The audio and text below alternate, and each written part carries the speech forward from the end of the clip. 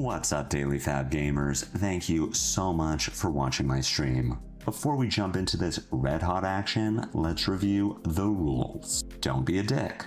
This should go without saying, but better safe than sorry. Chat with me. You know that I can talk at my computer for hours, but it's more fun when my computer talks back. And let's have a good time. I'm here to get sweaty, but that doesn't mean we can't have fun while I do it. Use the chat command deck for a link to the list I'm playing here. It's also in the video description. Some of these decks are sick, and you might want to play them in real life. In that case, let me refer you to Hamel from the Bazaar. It's never been more affordable to play in the flesh and blood. Players have been buying the cards they need from Hamel for years. I started shopping from him in 2023 and have never found a better deal. The Bazaar's prices are the lowest for singles, full sets, and class sets, including new releases. Omens of the Third Age set bundles are available now and ship both domestically and internationally. Use the chat command Hamel for contact info, then reach out on Blue Sky, Discord, email, or Twitter to see what he can do for you. Using the data command will produce a link to Fablazing.com, the best source for deck list, matchup, and tournament data. Do you have too much money? Give some of it to me. Custom channel tokens, as used by 2025 US National Champion and World's 2025 Top 8 competitor Majin Bey, are available from my Ko-Fi. Follow my tournament journey and spam the coolest emojis by becoming a channel member. And remember that channel members get matchup guides, post-game notes, elevated chat privileges, and more. Now settle in and get cozy because the stream begins now.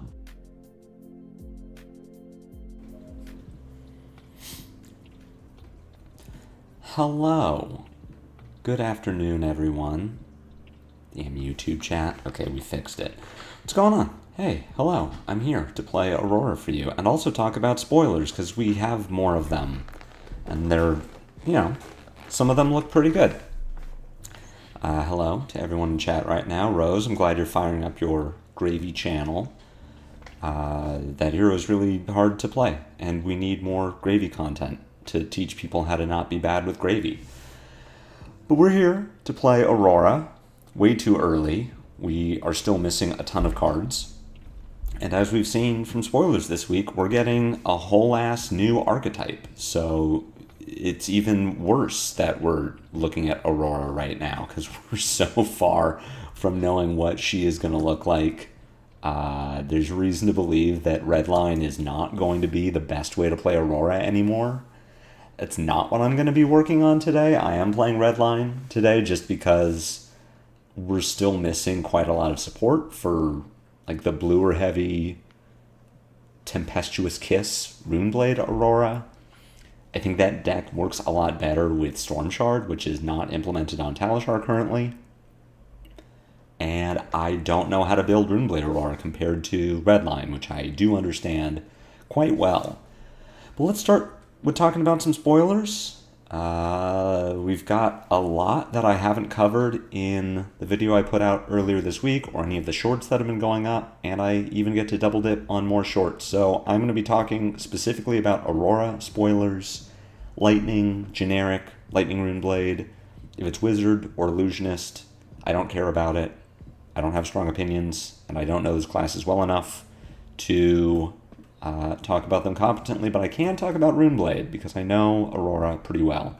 So we'll start with Static Shelter. This was spoiled, way back on Monday? Sunday, maybe? Sometime this week. Static Shelter is our newest only lightning defense reaction. It costs 0, it blocks for 3, it is a yellow. When this defends, you may pay a resource. If you do, create a lightning flow token. I think Aurora uses this the worst currently, but it really depends on if a bluer heavy, like big attack build catches on, where you do need to give go again. We have Mercurial Skies, which we'll talk about as 9 ways to give go again to your Lightning Runeblade attacks, your Tempestuous Kiss, your Dashing Flashfoot, but Static Shelter is ways 10 through 12 to do that. It takes 2 cards instead of just 1. You have to play Static Shelter, you have to pitch a blue to create the Lightning Flow token and then activate Aurora. That's a pretty steep cost. Your deck needs to be blue heavy in order to pull that off. I say Aurora does it the worst because she doesn't play at instant speed on your opponent's turn like Ziggy and Acilio do. I think like Oasis Respite, Quick Dodge Flexors, this Static Shelter is really going to reward heroes that want to spend resources on your opponent's turn for other reasons. And that's Ziggy and Acilio. So I see this being a big player in those decks, less so in Aurora, especially because it only blocks 3. But maybe it'll be good enough in this Runeblade Aurora list that I think people are starting to build. I don't know, but I'm certainly not looking to play this in red line. Beckoning Brilliance is our latest 0-for-4 Lightning 2 block. When this attacks, the next instant card you play this chain link costs 1 resource less to play. Currently, I think there are 4 Lightning instants that really fit the build. There might just be 4 instants that we would want to play offensively. Like, there are a bunch of 1-cost instants, but Oasis Respite is not good with Beckoning Brilliance. So for Aurora, we're really just talking about Storm Shard, which is fine. This is a 2-card 7. If you discount Storm Shard and you don't have a Tunic to pay for it, you don't have a Lightning Flow to sacrifice to it. But that's really the only thing that Beckoning Brilliance works with right now. If you're playing it in Living Legend, you could do it with Art of War, which is really cool. But that's not CC legal. So this is another card that I think is not for Aurora. She could use it. There might be more cards that eventually work with Beckoning Brilliance, but for now it is a Ziggy and Acilio card that maybe Aurora could do something with, but I think generally you're either going to have the resource to pay for Storm Shard or the Lightning Flow that you want to destroy anyway. So I don't see Aurora making space for Beckoning Brilliance anytime soon. What else did we get? Blink of an Eye is Illusionist, Flicker Reality is Illusionist, Core Reaction is Wizard, Echo Flash is Wizard. Oh, this card, Tempestuous Kiss. I don't think this really got any buzz. I don't think anyone really cared that this card got spoiled. No, this is apparently the most broken card that has ever been printed in Flesh and Blood ever. This is, I think, what started to spawn this idea of Runeblade Aurora.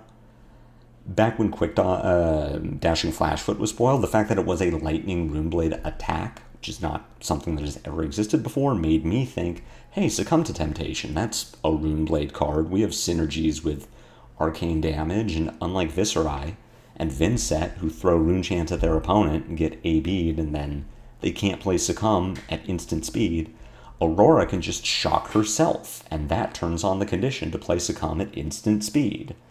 That's kind of cool. I wonder if we're going to get any more Lightning Runeblade attacks. And then they gave us Tempestuous Kiss, which is a Felling of the Crown level card. I've heard the comparison made a couple of times. I want to talk about that because there are definitely similarities between the two. They are fairly equal on value. It's just one of them is much harder to pull off, and it's Tempestuous Kiss. So also, yeah, it exists in cold foil, which so I'm spending a bunch of money on this set, more than I already was between Astral Strike, Voltbound Duality, Aurora. Like, this existing in extended art cold foil is going to set me back quite a few dollars. So buy a YouTube membership, subscribe to the channel, get some cool emotes. You get my Aurora deck list with matchups when it's eventually made. Help me buy Tempestuous Kisses. So compared to Felling of the Crown, Felling, when enabled, is a 2-card 11. You pitch a blue, you play Felling, you decompose, it attacks for 8, your opponent bottoms a card from their hand.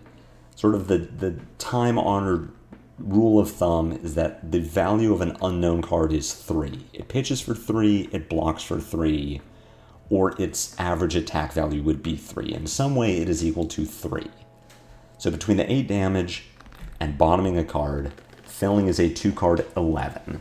Tempestuous Kiss, if you can meet the condition of giving it go again, is a 2-card, 2-card 10 of Tempestuous Kiss, deals 1 arcane, attacks for 6 physical, and your opponent discards a card the first time that it deals damage to them.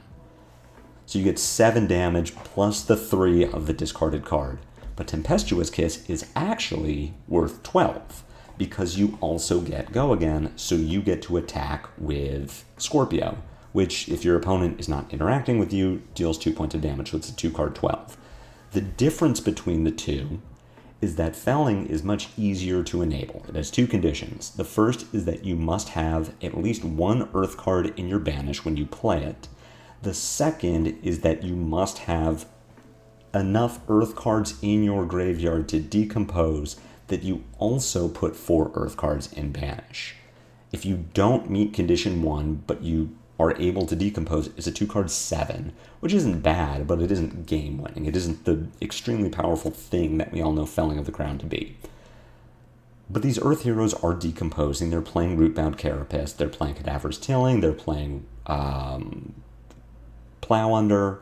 It's just Jarl at this point. He's not playing Tilling, but you get what I mean. There are other ways to decompose before Jarl plays the first Felling. So Felling is a 2-card 11. Tempestuous Kiss has one condition, which you would think would be easier to meet than Felling. You have to give it Go Again. And that's where we run into a problem, because calling Tempestuous Kiss a 2-card 12 is disingenuous, because it doesn't cost 2 cards to play it with Go Again. It more likely costs 3 cards, because Aurora's ability costs 2. So you either have to pitch a blue plus a tunic, or you have to pitch 2 cards to activate Aurora, turn a lightning flow into an embodiment of lightning, and then play Tempestuous Kiss. Or you have to have something like Mercurial Skies, or Flying High, or Arc Lightning. She has ways to give Kiss Go Again, but it takes a 3rd card or your tunic. So it isn't something she can just do. When you have met the condition, Kiss is probably stronger than Felling, has the potential to be more disruptive than Felling, because your opponent has to deal with 2 ways that Kiss is hitting them. They have to prevent the arcane. They also have to block the physical damage. So if they don't have a tunic up, and they don't have a defense reaction like Staunch Response, it's taking 3 cards out of their hand to AB1 plus block 6, and then you also have an action point. So you get to send Scorpio, so where Felling is taking 1 card from your opponent, and then they could just not block. Tempestuous Kiss is taking 3 cards from your opponent, and then Scorpio is the follow-up. So in theory, Kiss is stronger than Felling, but you have to turn it on, and turning it on is going to be very hard for Aurora to do. This also just doesn't slot into Redline. The list I'm playing today does not have Tempestuous Kiss in it because you can't just jam it. The fact that it costs 2 is a big deal for a deck playing 6 yellows and 9 blues. It's just, it doesn't work the way that like a Felling does. Felling goes in every Earth deck. I don't think Tempestuous goes in every Aurora deck. Definitely not now. It might be that by the time we see the entire set, that every Aurora deck wants to play Tempestuous Kiss, and if your deck can't make Kiss work, then it's a bad deck. Like, you wouldn't play Redline Florian because you wouldn't be able to play Felling, and Felling is one of the reasons to play Earth. It might end up being that Kiss is one of the reasons to play Aurora, and then you can't just jam it in Redline. But we don't know enough about the set yet to know if that's true, because this is a totally new build. We do know this is why Reaping Blade was banned, this is why Starfall was not brought back, because if you have an embodiment of lightning set up from the previous turn, or you play an Arc Lightning, or you play a Mercurial Skies, pitch your blue, send Kiss, now you have 1 resource, and we don't know what it does yet. We don't know how she's spending that 1 resource, if she's going to have an onboard way to spend it, like Spellbound Creepers, or something that replaces Grasp of the Arknight, or some chest piece that lets you bank a resource to do a thing, or spend a resource to do a thing. If she could have followed Kiss with Starfall for 2, or Reaping Blade for 3, that would have been sick. If you could have done Kiss with Arc Lightning Flicker Wisp, even just Flicker Wisp, it would have been pretty gross. You get to Flicker Wisp, fuse with Kiss, send Kiss, shoot your opponent for 2, and they probably are only on AB1, so you're for sure hitting them. that would have been gross. There were a lot of things that would have made this gross. As it is, it's still really good. It's just going to be harder to pull off. Didn't they just show a Mob Skies type card? They did, which we'll talk about now, because Mercurial Skies comes in all 3 colors. I think it goes in every Aurora deck. Like, this is a 3-card 12. Mercurial Skies, Pitch Blue, Send Kiss, Send Scorpio. You'd love something to do with the extra resource. If your Tunic is up, you could activate Aurora and bank an embodiment for the next turn. You could activate Grasp of the Arknight before you attack with the Kiss, and now it's a 3-card 13. Like, there are cool things to do, we just don't know what that one resource is really doing yet. Maybe you're doing Mercurial Skies, Dashing Flashfoot. They take the damage, you make an embodiment, and then you send Kiss, and now your turn is insane. You did a 4-card 18, which is, and they discard it like it's insane. But Mercurial Skies, good in every Aurora deck, I think. You can stagger this so that, so you play Mercurial Skies into, shoot, what is the card called? Oh, God, I'm blanking on it. The 0-for-4 that makes lightning flow when it hits, or the 1-for-5 or the 2-for-6. So you could do something like that, right? Mercurial Skies, send the 0-for-4, it hits, you stack the triggers so that you make your lightning flow and then destroy it with Skies. Is there an upside to Merc Skies over Mauve Skies? There is. There are 2. One is that Mercurial Skies works on your lightning cards, where Mauve Skies is only your Runeblade. So if you are playing the 0-for-4, the 1-for-5, or the 2-for-6 on hit, make a lightning flow, those are only lightning. If you Mauve Skies, they won't get go again, but if you Mercurial Skies, they will. So that's a big deal. It works with your Astral Strike. It works with your Flow State Embodiment. It works with the lightning attacks that we've seen that you're probably playing in every Aurora list, whereas Mauve Skies doesn't. Mercurial Skies also has potential upside of destroying your lightning flow. So if you're playing an Astral Strike, or if we get other Astral Strike type cards that care about you destroying a lightning flow in your turn, then you will get a benefit from that. Mauve Skies is fine in Aurora, but she doesn't benefit from it the way that Viserai or Vincent did, because she doesn't play things that are discounted by how many rune chants you have. She's not playing Rune Gate. She's not playing cards like Amplify the Arknight, Drawn to the Dark Dimension, Rune Flash, Ninth Blade. So for her, Mauve Skies is just 3 Arcane. It's 3 Arcane either way. One of those is much harder for your opponent to prevent.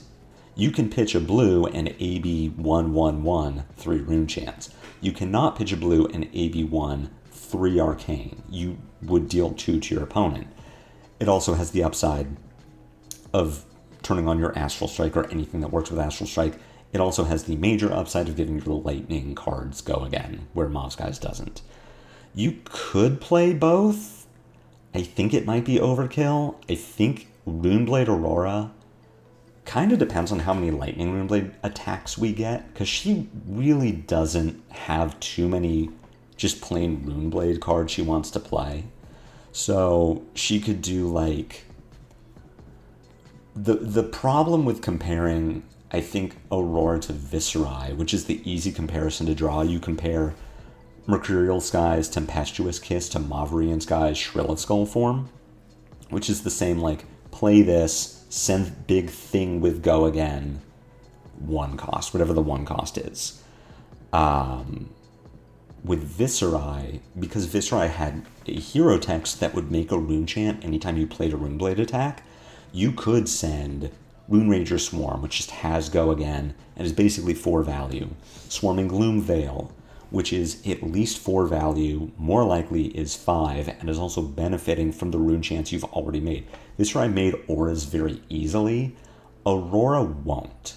So Rune Ranger Swarm, Swarming Gloom Veil just aren't as good in her, because it's hard for her to make auras without like Grasp of the Arknight. And if you're pitching a blue so you can Grasp to make your Swarming Gloomveil have go again, or your Rune Rager Swarm have go again, that's really bad. Like, you never want to have to pitch to Grasp. You pitch to Grasp when you have 2 resources that you can't do anything else with, or when you really need to like turn on Second Strike against a hero without Arcane Barrier. That's where Grasp is really good. If you're doing Grasp because otherwise your turn just doesn't work, and that's like a regular thing for you, your deck is built poorly. So playing Mauve Skies in Aurora, I think, is going to create too much tension with the lightning-only attacks that she wants to run. She's not going to have enough Lightning Rune Blade to really benefit from playing 6 copies of Red Merc Skies, Red Mauve Skies.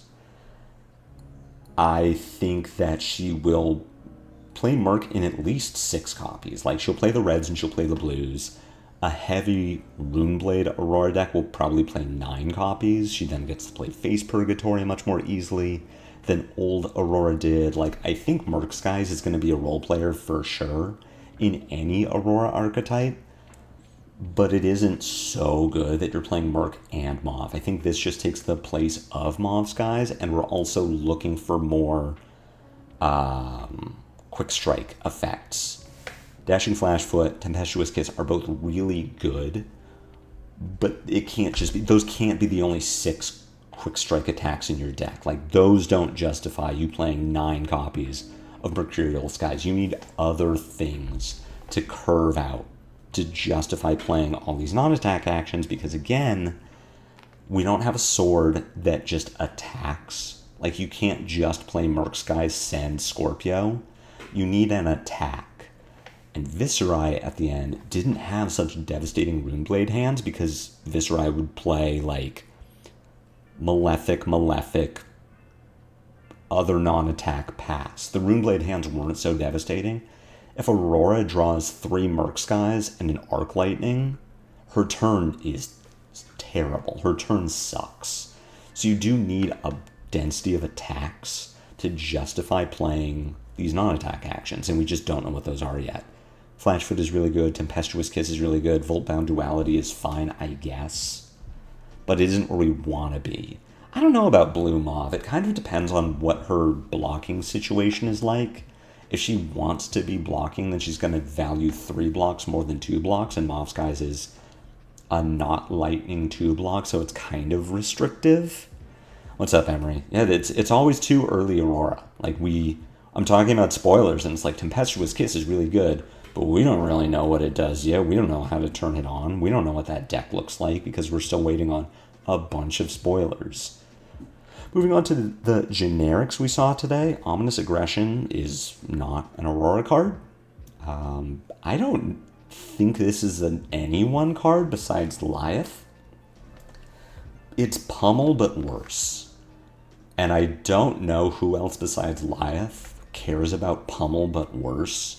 I've heard people talk about it in Valda. I think it's bad in Valda. It at least, like, it pushes your crush, but Valda has this weird ratio she needs to keep of attacks to non-attacks.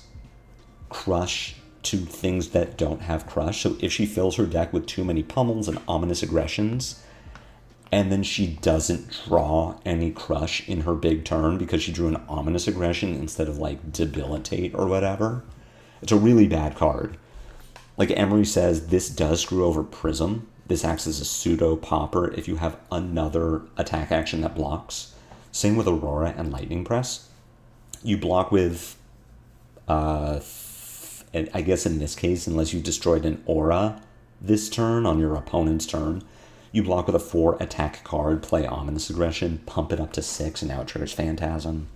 You could do that with 3 power attacks in Aurora and Lightning Press. But I think this really shines in Rathe, who's usually destroying a Might at the start of every turn. This also pumps up the 0-cost attacks that you cannot pummel, but that do have Crush or Tower. So this seems good in Rathe. I don't know who else it's for. I've heard about it in Valda. I don't like it. I've heard about it in RKO. I don't like it there either. In RKO, I look at Ominous Aggression and I think we'll just play Villainous Pose. Like, it's 2 cost. plus 4 power, get a benefit is basically a 2 for 5 in RKO.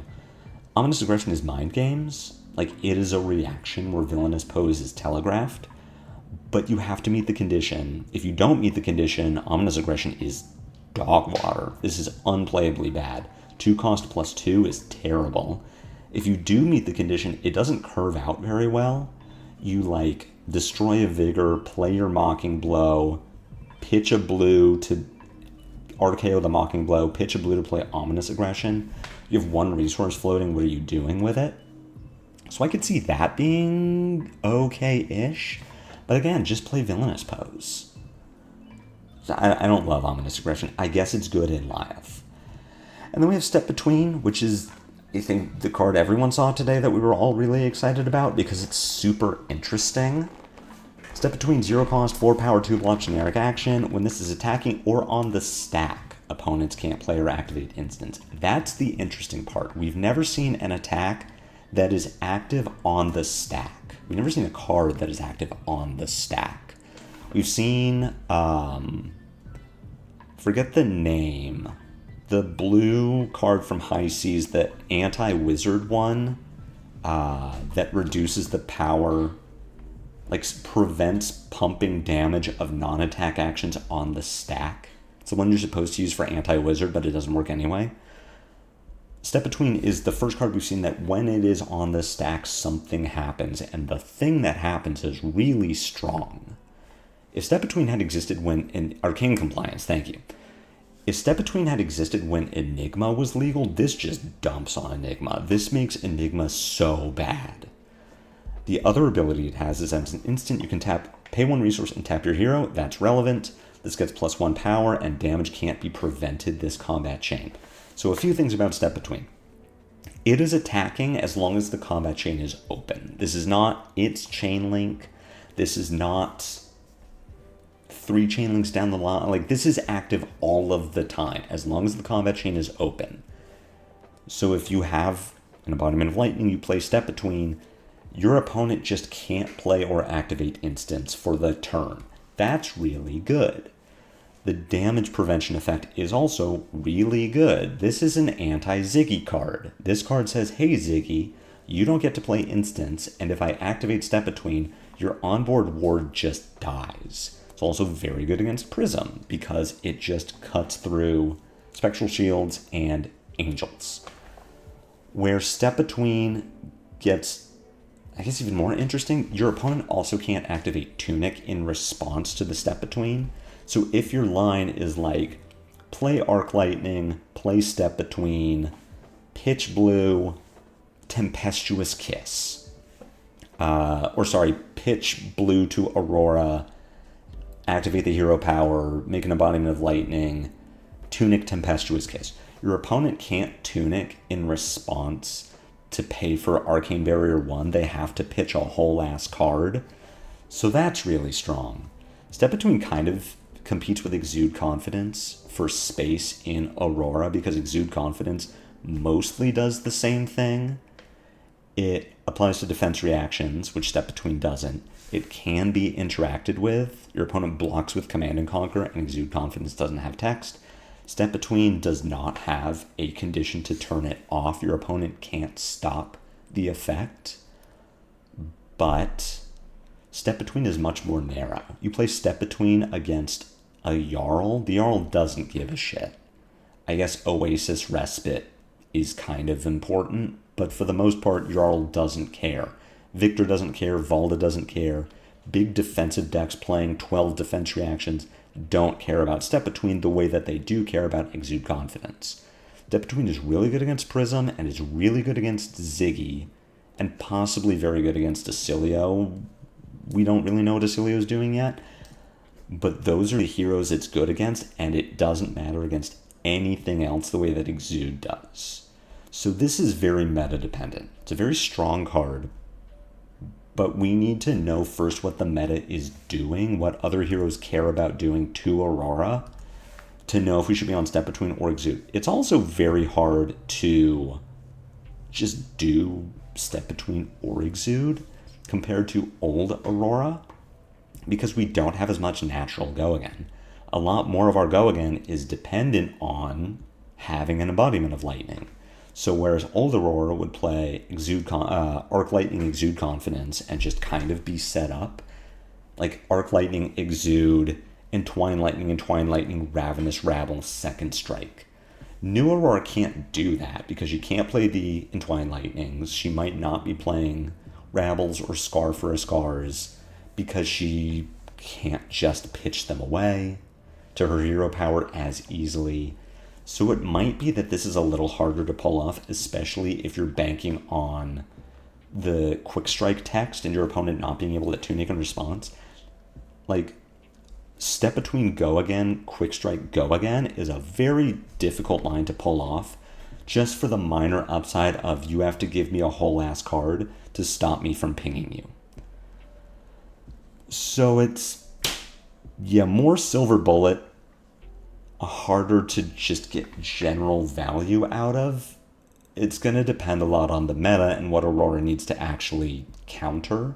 Like, for all we know, Aurora's just going to dump on Ziggy anyway. Like, Ziggy just won't be able to keep up with the pressure.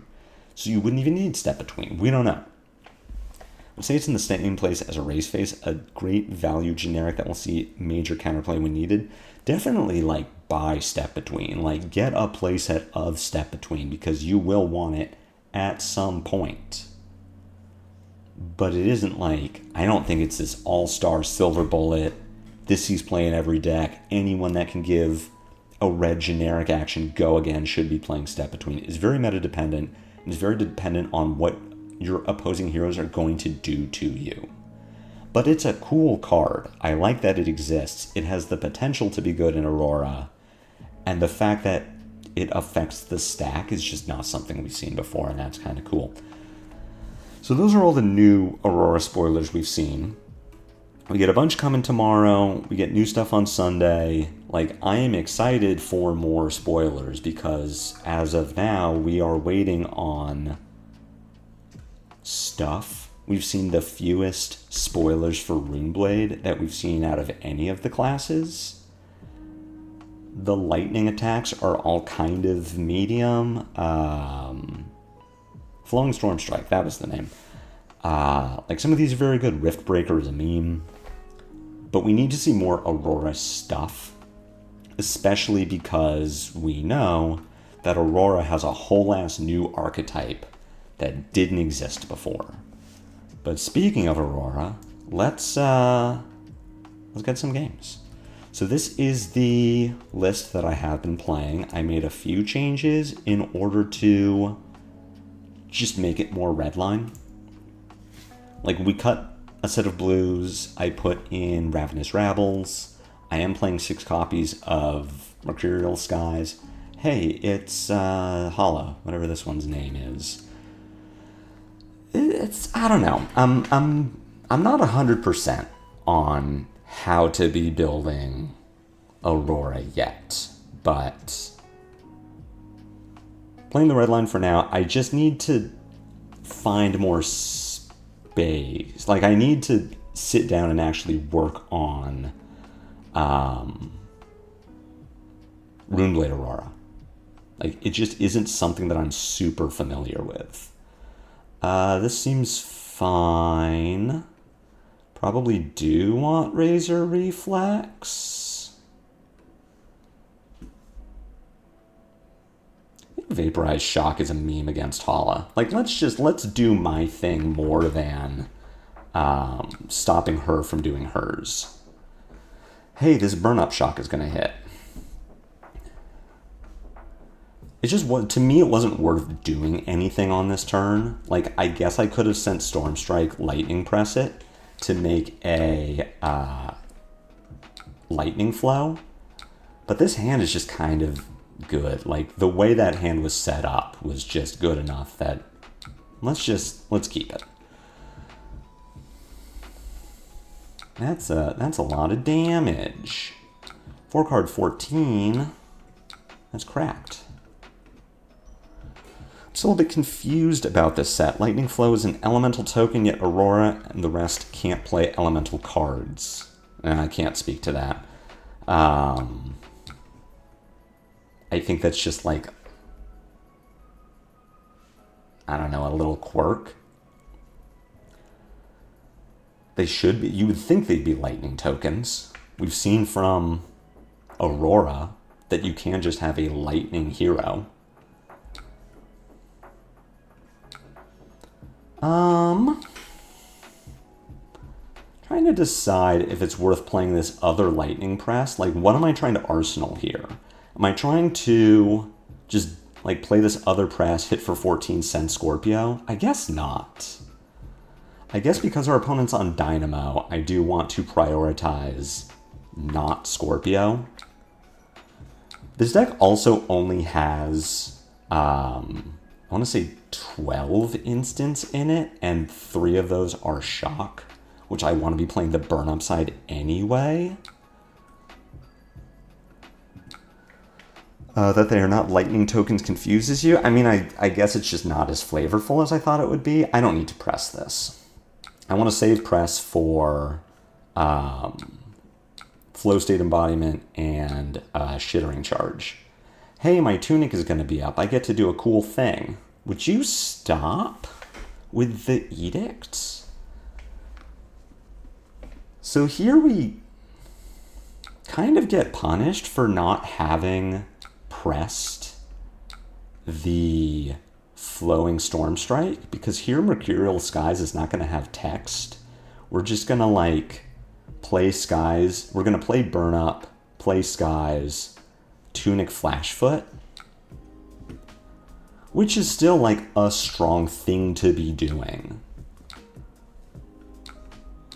It'd be cool if our Holla opponent could ever like not have it.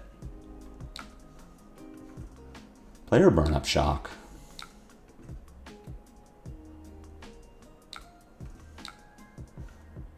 Merc Skies, Tunic, Flashfoot. So we get a card from our opponent. Oh, JK, we don't. So Merc Skies doesn't have text. We were just sending Flashfoot for 4. Opponent is going to give us armor, which makes me think that we can go ahead and press this. Get the burn up through. We have our Embodiment of Lightning. So we're going to follow up with... the heck? I mean, choose a card to pitch.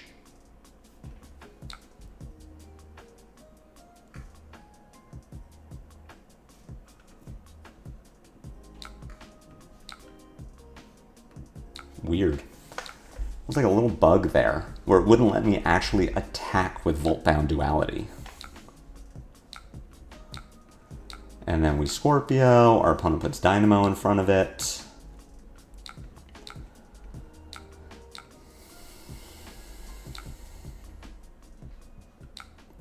What does Sharp Incline do? Expecting potentially another Swordmaster Shine if they're letting you hit that much. I mean, this Holla has just kind of had the goods like this entire game, which is scary for me. We can let the first Zenith Blade hit. This Mercurial Skies can help enable this hand, but I kind of need something else to happen. I think I misplayed that last turn. I should have not lightning pressed the Flashfoot. I should have just sent the Duality. Let our opponent block that and then press it if I need to, because like if this hand had press, I'd be pretty excited about it. Been messing with the modal discard cards recently to make the new card work. I'm not okay. So I figured it was a bug. That makes sense. Mercurial Skies currently doesn't do much. We can like Merc into Gone, Flittering Snap, Rabble, Scorpio. Hate that these new cards are on damage, not on hit. Can block this with Grasp. The question is, are we crowning anything away? I think we can crown away Merc Skies. Fry here is not bad. We get to go Fry, Gone, Snap, Rabble, Scorpio. But we're still losing this race. I'm kind of impressed with Holla lately, just based on the way that my games against her have gone. It's like every time I play against Holla, I find myself saying, wow, she just always has it. Arc Lightning on top is not what I wanted to see. A red would have been sick. But I wasn't in a window for instance. I was in resolution. With the increase of non-attacks in the deck, should we be playing Face Perg instead of Crown? I don't know if I want to play Face Perg instead of Crown. I could see playing both. I could also see just playing Face Perg, yeah. Let's go ahead and make that change. Let's just test it.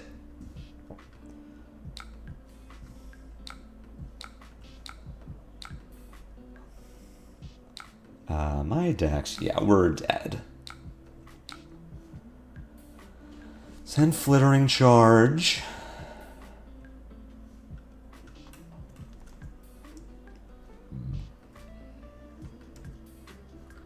Face Perg, there it is. Cool. We'll make that change for next game. So I keep just saying, like, wow, this Holla always has it. But if I keep saying she always has it, I think that just means it's a good deck. Like, she's just a good aggressive hero. This one didn't fat stack at all. Like, she's just... the turns have lined up. Like, turns out Edict of Steel is just a good card. And she plays enough sharpen effects to do it. We also went first this game, which was kind of a big deal. I feel like I should have been more aggressive on turn 1. Turn 0.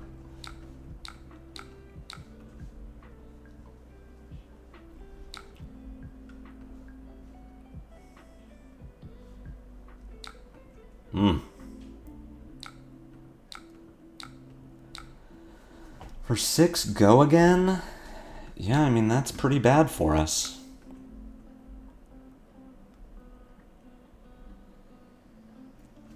The Valiant Dynamo is always just really good into Scorpio, and if she's attacking twice a turn, then the Dynamo is always online.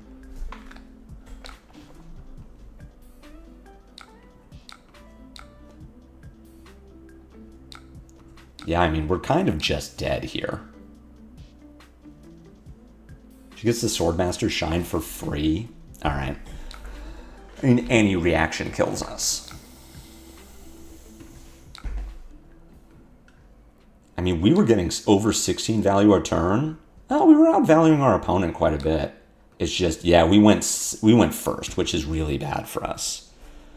In terms of value and consistency, Holla is really good, but that also means her hands are horrible and don't convert well when hit with Disruption. Well, we don't do Disruption. This is my first game against Ziggy.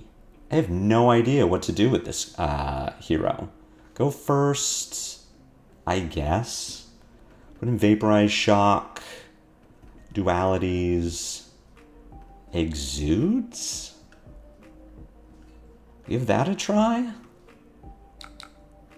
We want to go first here because we want to be able to respond to anything our opponent does.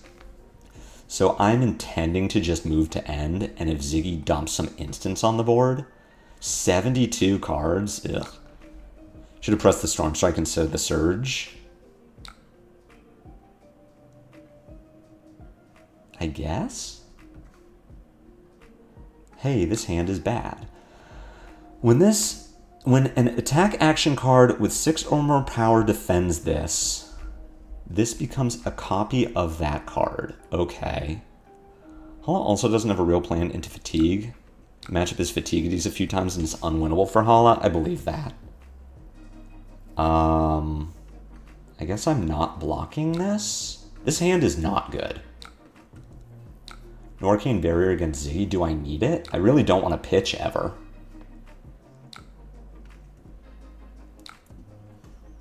Haze Bending into Stardust Strike.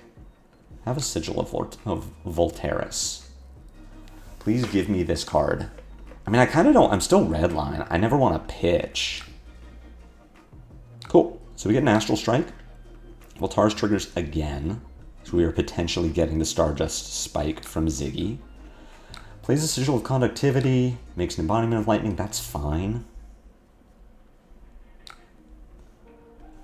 We're going to send our Surge, we're sending it at Ziggy. I am intending to Scorpio the Haze Bending. Another illusionist non-token aura you control is destroyed. I'm going to press the Surge. My intention is press the Surge, send the current funnel, Scorpio Haze Bending.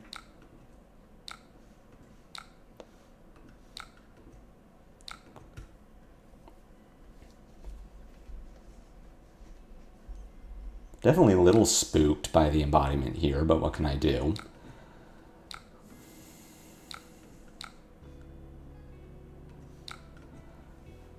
Go ahead and give her a Spectral Shield, which is unfortunate. Oh, she doesn't get a Spectral Shield. So you just passing? Okay, I can. I guess my line is going to be Flittering Charge, Discharge, E-Strike into bottom Voltaris for 7? I get it for 10. Send a 4-card 14. Arsenal Mercurial Skies. Channel Thunderstep. I could have done this in Resolution. Let's go ahead and buff power. See ya, Kudos.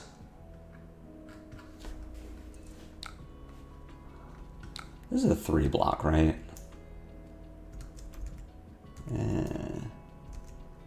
Yes. And we Arsenal Skies. So we're up. We can kind of just take the same turn. We can, I think, save Mercurial Skies. We do want to save that for when we find something that makes lightning flow to try to get value. Like, I would prefer for this to not just be go again. So I think we're sending the same turn.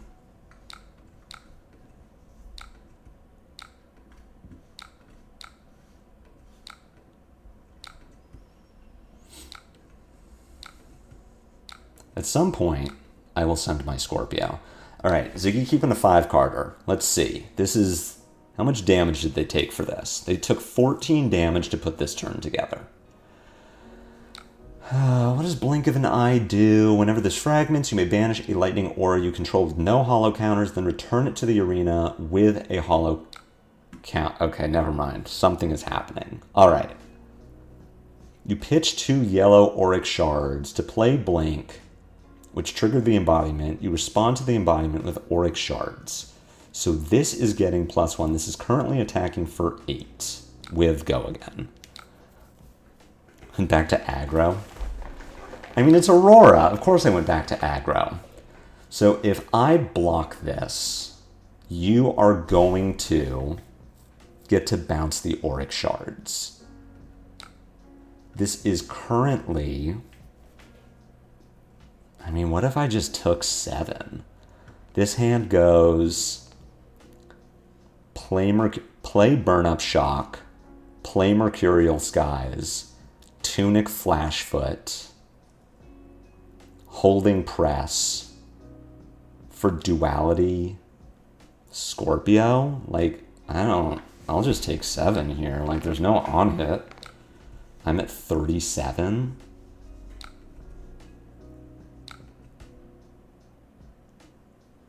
Okay. Cool. Opponent took a ton of damage to do that. So we'll just give him the old shock. Yeah, come on, Burst Flames. I'm not going to go second cycle in red line Aurora. I mean, I do think there is a blue line Aurora playing the big Runeblade attacks, but this is not that build. This deck does not have Tempestuous Kiss in it.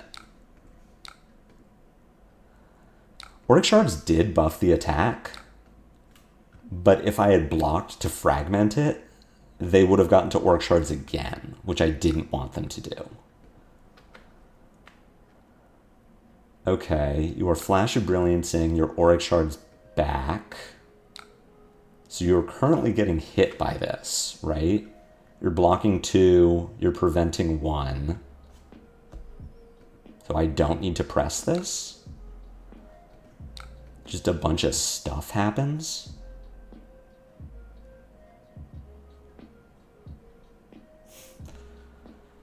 The opponent was not aware that if they bounced the ward, they were counting on the protection from the ward.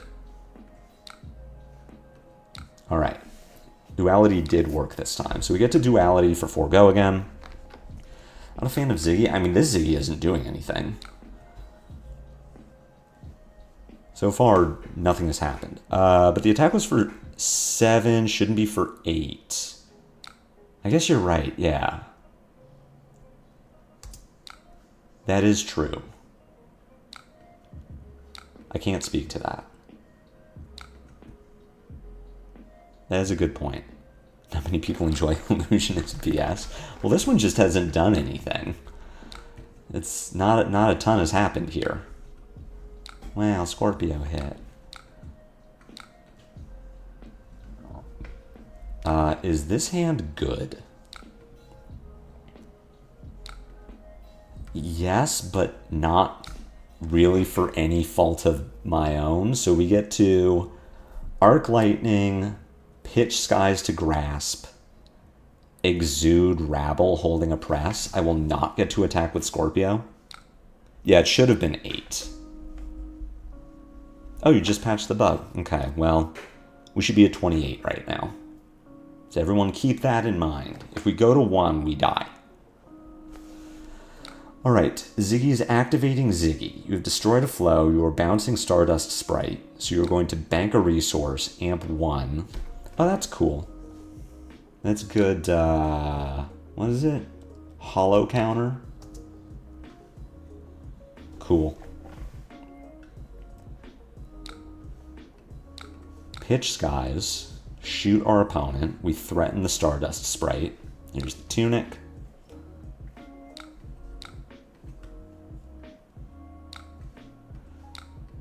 Send Exude.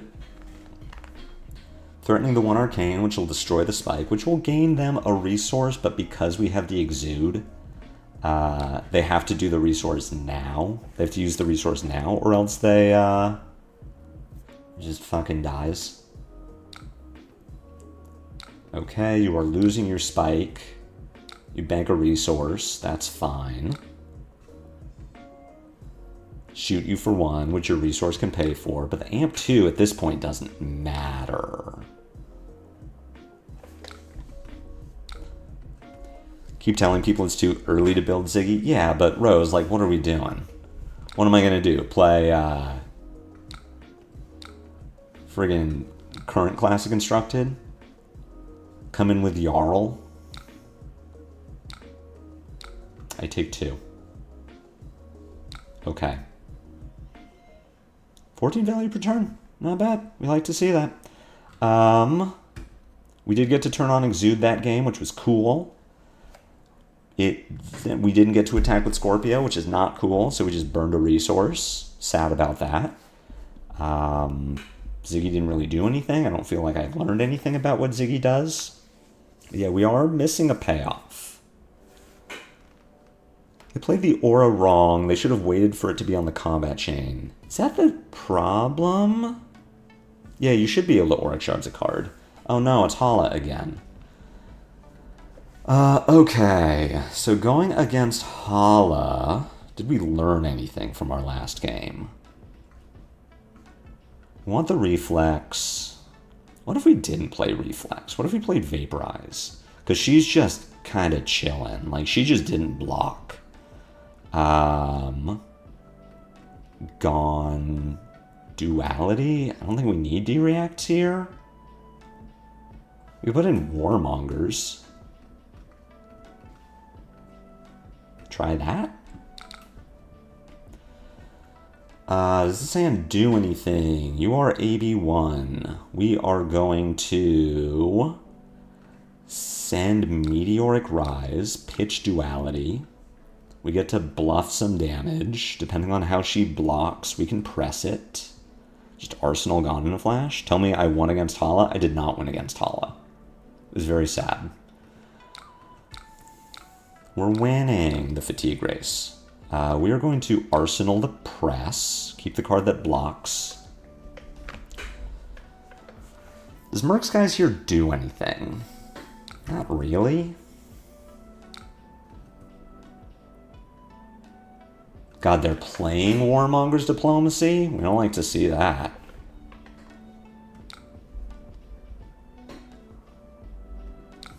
Does it mean that PM Latte, like this armory, is gonna be lit? Steven, don't die, please.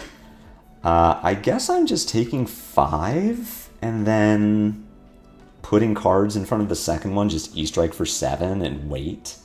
We could E-Strike for 5 and press it. Get slightly more damage out of our turn. We could face Purg here. Get this last card. She just attacks again. Kind of don't hate that. Just because my hand doesn't really do anything right now.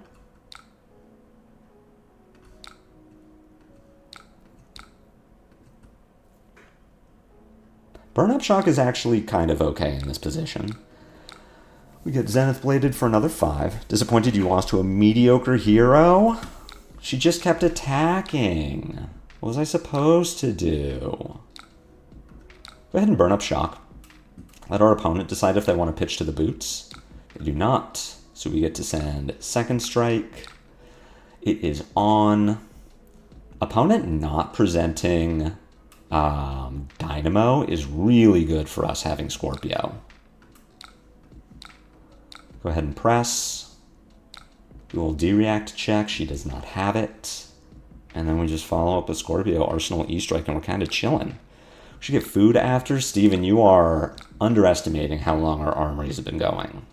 Our armories have been 4-hour experiences because everyone in our local scene is playing very slow decks. Excuse me. You're going to give me a whole ass card. I will happily accept your whole ass card. This hand is not exciting. Attacking me for 3, I'm thinking we're just going to block with, I guess, E-Strike? Block with E-Strike, send E-Strike go again, bottoming the current funnel, play Warmongers. Wonder if we're totally out. Another Ice Hero coming this year at some point. You think we're getting an Ice Hero or like an Ice Hero kills this deck? I think Aurora is chillin' if there's another Ice Hero because I think there are going to be many reasons for us to play Aurora with like 13 to 15 blues. Get Warmonger, nerd. Oh, I'm sorry. Did you want to activate your hero? Or play non-attack actions from your hand? Shit. I mean, this hand is still really strong. Does this matter? Not really. I can just take 6 here. We're going to go Lightning Surge from Arsenal. It has go again. Rabble, Pitch Blue, Meteoric Rise, and then I either pump it twice or just activate Aurora. Yeah, I don't care about this.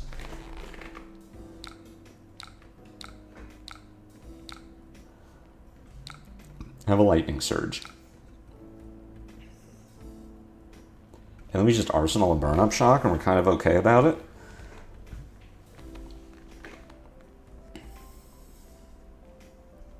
What is happening? Did you lose to Betsy on stream? Burst Flames? What's going on over there? What's happening? What are you up to? Red one time? Nice. Ooh, Flittering Charge. So this hand definitely could have been better if we hadn't gotten Erase Faced. That would have been pretty sick. We get to go Rabble from hand. Surge from Arsenal, Current Funnel from hand, Tunic Meteoric. So, given that this is just 2 prevention, I am fine to just let this hit, activate Aurora, and pass. And we set up. We know we have the Flittering Charge in hand, so we get to give that go again. Zenith Blade for 4 go again. What am I doing? I am going to do play Burn Up Shock, play Flittering Charge, Close Chain, Mercurial Skies, Flow State Embodiment, Flittering Charge, probably Snapdragons. So I'm just not blocking here. But I lost a Holla on stream, so that's just because she just kept hitting me, bro.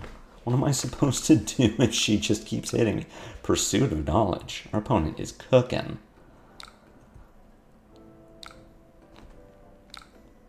Swordmaster Shine is kind of a good card. Who knew? Alright, have a Burn-Up Shock.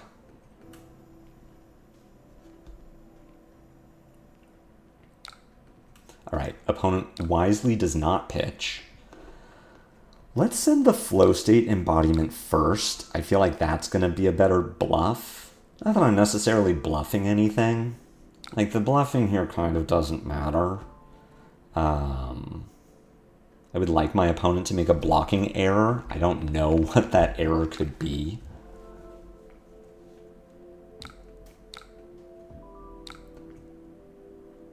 Looks for, I guess, a better block.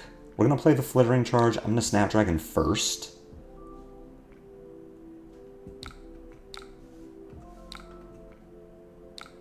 Unfortunately, we let our opponent reset their armor, but I don't have a good way around it. Go ahead and play Mercurial Skies, send our Flittering Charge. If they want to prevent the burn-up from hitting, they're going to have to give us 2 cards. They can give us card plus armor, but then they won't have armor to block the Scorpio. Everyone is testing Gravy for Nats. It's time to bust out Katsu again. Surely everyone is testing Marionette. To the line for Scorpio is not okay. They bank a Flurry. They prevent the burn-up shock. Oh, I get to Vaporize here? That's gas. So we are going to send Rabble into Tunic Flashfoot. See if our opponent lets us hit. Tunic Flashfoot. Does not have Quick Strike, so there's no Arcane. And then I get to Vaporize here. If our opponent pitches to the Vaporize, we don't destroy the Flurry, but they do have to give us an entire card.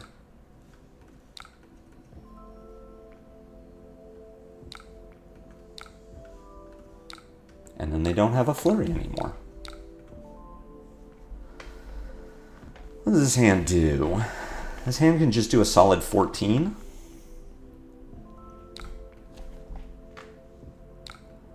Opponent sending 4. We can start to block with Grasp. Yeah, we're just doing a 14 arsenaling Lightning Surge. It's fine. They bank a Vigor. It's not bad. I don't think that changes my line, but...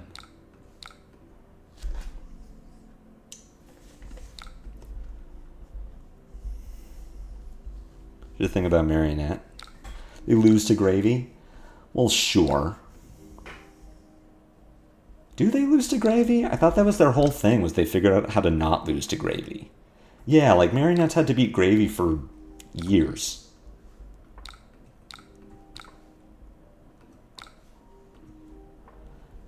The old Aurora Classic, a 4-card 14.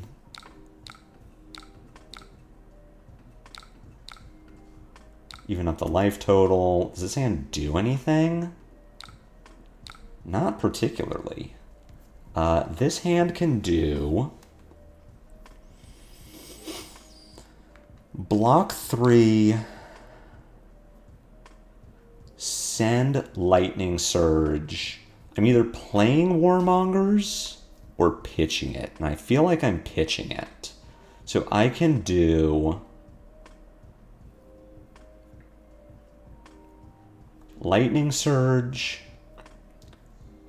pitch Warmongers, discard I surely am setting up.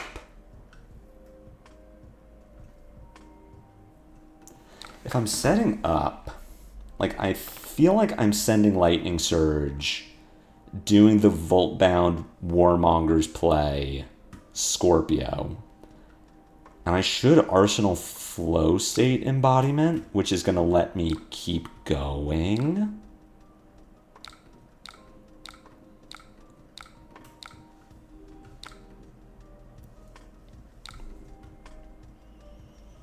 Opponent can give Grain to stop Scorpio, that's fine.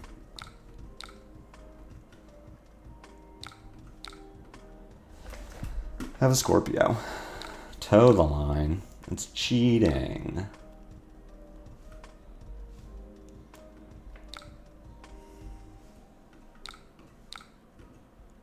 So we get to Pew Pew. Eat the toe the line, which means I'm now pushing 2 damage instead of the 1. Activate Aurora. Arsenal Flow State. Does this hand do anything? You're sending 8 total damage. My hand gets to not benefit from Flow State. I get to do Tunic Flashfoot. Tunic Flashfoot, ping you for 1, send 4 into... If I keep the Warmongers, I get to do the Duality line again. That doesn't seem worth it. I feel like I'm just blocking here. Like, I do some mitigate damage. We'll cover 4. She gets to bank a resource from this because I'm not going to cover the Zenith Blade for 4. Like, I think now my line is... I could pitch Warmongers for Flashfoot, shoot for 1, send for 4. If I get the embodiment, I'm set. If she commits 4 to stopping me, she has to give me like 3 cards.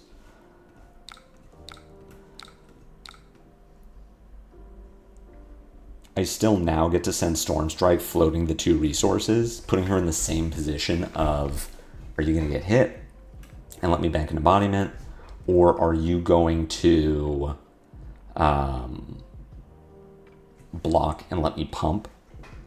And we just sit on the Flow State embodiment, which I think is still fine. All right, JK. We get an embodiment of lightning, so now I get to send Storm Strike with the 2 floating resources, threatening another embodiment from Aurora so that I get to send Flow State Scorpio.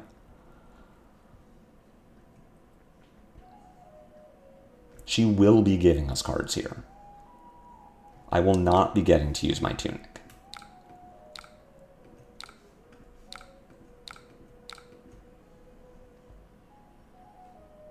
See if I can kill her, or at least force her to commit more cards before the chain closes. These Sirens have not been great, but have been like kind of annoying, I guess. I do get to pump this once.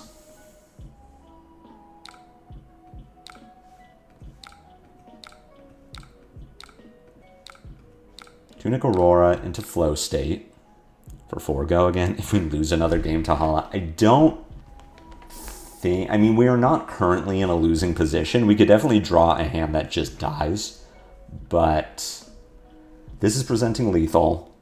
We get to Scorpio after this, so I'm probably putting her to 3 and she's on 2 cards. And I can start like committing blocks to the Zenith Blade.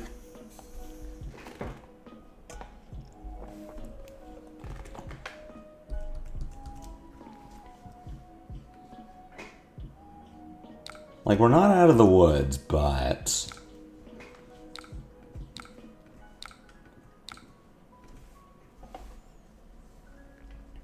I've definitely felt worse. Oh, and she's going to give us a card? That's awesome. Hey, this hand does a thing. She surely does not have any 1 card plus 4. And I get to just do probably Skies into Stormstrike, Fry, Scorpio.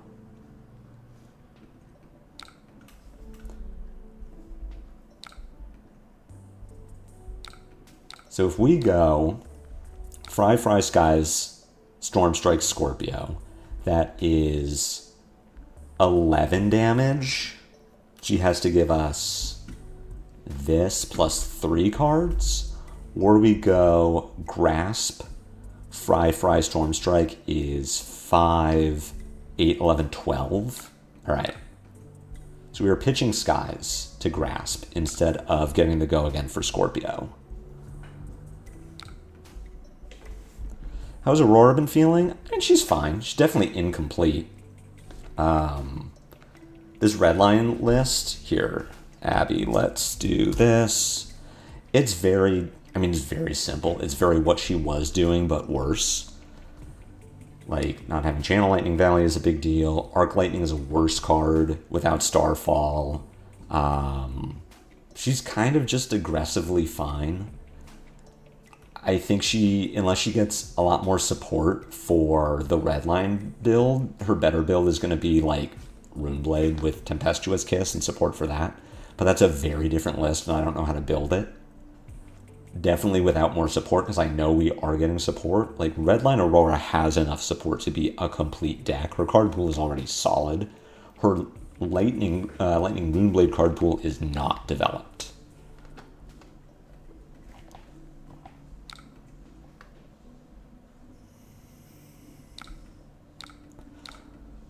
Ooh, you're giving us grains for me?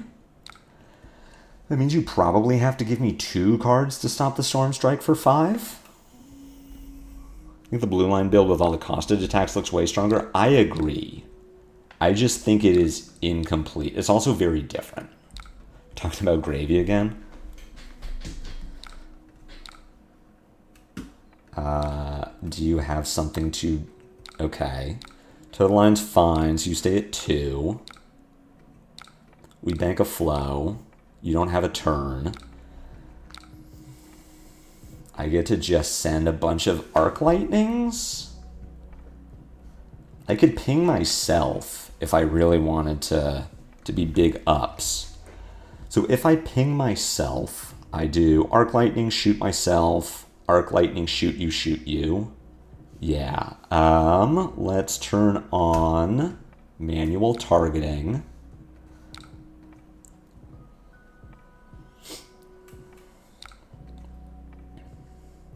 Arc Lightning, shoot me, turn off manual targeting. The reason I targeted myself with the first one is to turn on my Stormstrike. She has to pitch to all of the AB. She's at 2. There's no way that we're hitting her with arcane damage this turn if it isn't killing her. So if I shoot myself, then I get to turn on Second Strike. Second Strike, like many of the Runeblade cards, as I'm learning, as I look into Runeblade Aurora, does not care who you've shot. It just cares that you have dealt arcane damage. It is a sick line that you are allowed to do when your opponent... This still gets us there. Rebel for 2 is not what we like to see. But it is going to win us the game. Boop.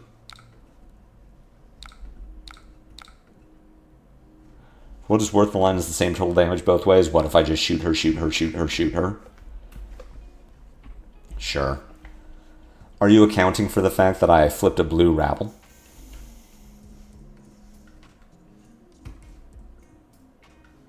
Yeah, so that's how I'm feeling about it, Abby. I do like that I get to play first Face Purgatory in the red line build, like, more confidently. I didn't like Face Purg in old Aurora. It just felt like I had to bend over backwards. I'm not playing Written in the Stars in my red line, generally not combo deck, just so that I can turn on Face Purgatory sometimes. But I think Blue Mercurial is good enough. in Redline that you're playing it, so I get to play 12 non-attack actions, or 9 non-attack actions that are just all good cards. Later, Emery. Thanks for stopping by. Hope to see you again. There's just, Aurora Fridays.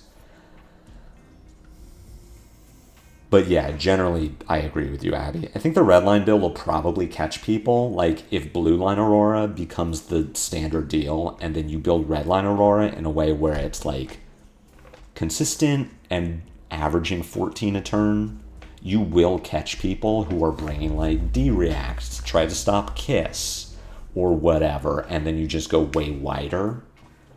But generally, yeah, there's nothing in this deck. And I'm like, you know what? This card is stronger than Tempestuous Kiss. The big thing with Kiss is just we don't have all the Runeblade support and we don't know how we're spending the one resource. What's up, Nicolette? Tempestuous Kiss doesn't make the cut in this list. It's a really good card. It's probably Aurora's best card at this point, right? Definitely her best attack. Likely her best card without Channel Lightning Valley or Somersault or Serenade. But you can't just slam it in a red line build. This build has 6 blues and 6 yellows and 9 blues. It is very hard to pay for Tempestuous Kiss and also turn it on. Oh no. Victor Goldmane. So I gotta try to do the big thing. Not Exude. Yes, gone. Razors are in. I don't even know if this works. This deck has 12 instants in it. I don't know if I can actually Gone in a Flash combo.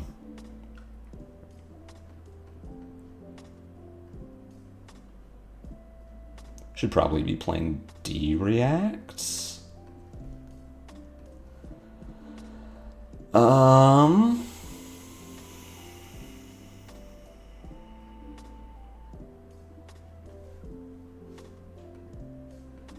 Maybe just put on Snaps and give it a try. I am missing the instance that let me consistently hold on. I'm missing the instance that let me consistently do Gone in a Flash, and especially if I have to pitch them to set up a stack. Alright, can I push damage on turn 0? I get to do play Mercurial Skies, pitch Current Funnel, send Flashfoot. You pitch block. I go Rabble Scorpio. I don't think I'm connecting with the Flashfoot, but I think I can force Victor to give me cards and possibly armor. Play Skies, pitch Funnel to Grasp, send Flashfoot, send 1/1, you give me a card. Flashfoot takes 2.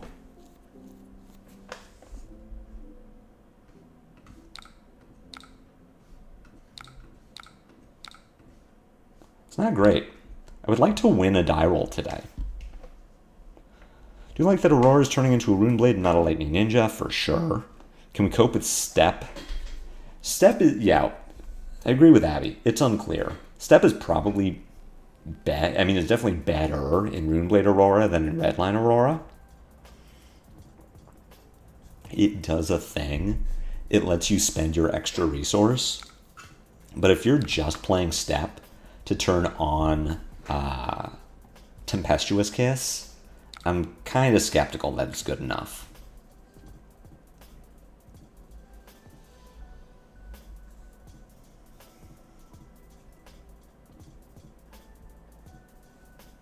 Oh, right. This is why I shouldn't attack Victor on turn 0. Oh, right. Because clashing is a fun mechanic. Because clashing is fair and balanced. Ha! Idiot.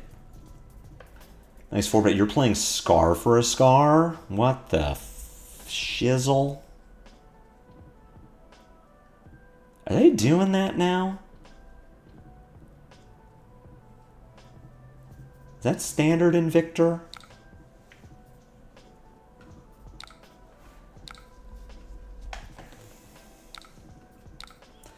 Alright, so you draw a card. Should I keep going? Probably not. But I can send Scorpio.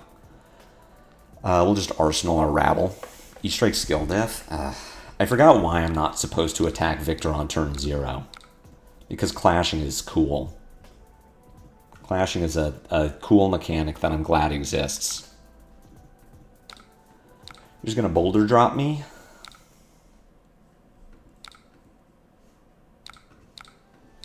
Go ahead and sink. So I do not know what is in your hand or arsenal. Let's just go ahead and E-Strike for 7. Keep our Rabble in arsenal.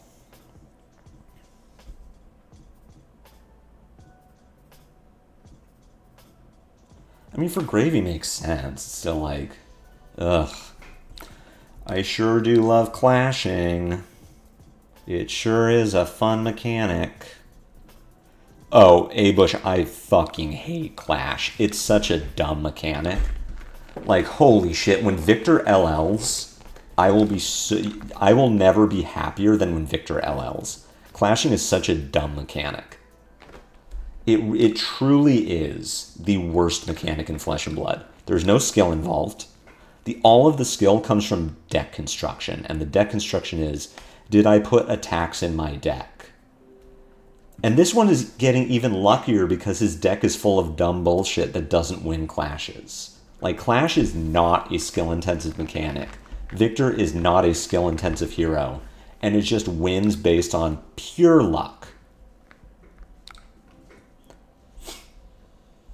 Oh, and sorry, if you're going against fatigue decks that can outlast your clashes, that can either win clashes or just survive long enough, you win based on playing Goldmane Estate, which is also not a skill-expressive card.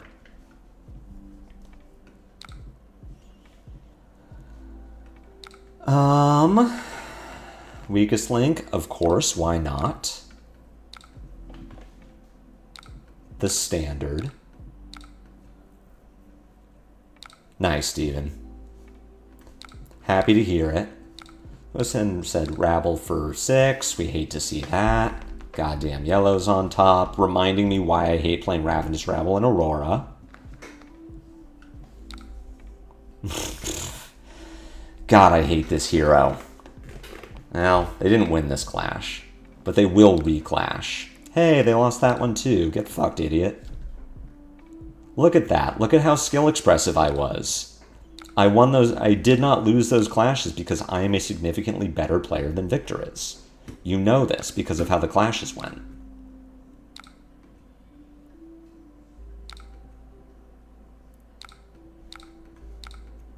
QQ. Looking forward to seeing you at Armory tonight, Steven. It's been too long. We missed you while you were abroad. This Arc Lightning is going to get 3 points. Yeah, Abby, this is something else I've been noticing with Aurora. Just the fact that you have Scorpio means that your Arc Lightning is generally not a 1-card 4. And if it's not a 1-card 4, I want it to be getting more value from, like, what it is enabling. Like, this one is 1. It's enabling the Flash Foot, which, like, cool. What are you doing? What is this? What is your build? You want in the deck construction portion of match? It's true. Yeah, I mean, listen, all I'm saying is I am clearly a more skilled player than this Victor, who has not built their deck to win clashes.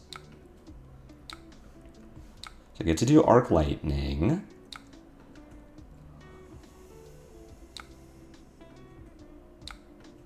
Of course. The question is, am I doing Tunic to pay for this? I think so.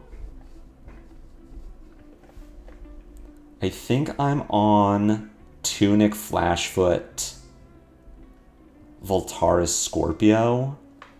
If the Flashfoot connects, then I'll send the Surge.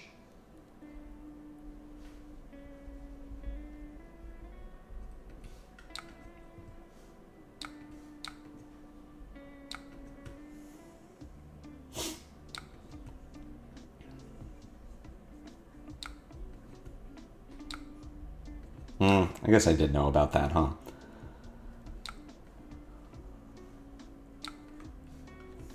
Oh, right. Arc Lightning has text. Yeah, this is not feeling like a good matchup, which I knew it wouldn't be. But this is so far feeling bad. Oh, Ludiful, this is not fun. This is a bad time. And I am very likely going to lose this game. Though maybe not, because this Victor's deck is really weird. And so far they just have not been able to convert hands. Pew. Definitely sounds like an interesting way to spend your time. Oh, yeah.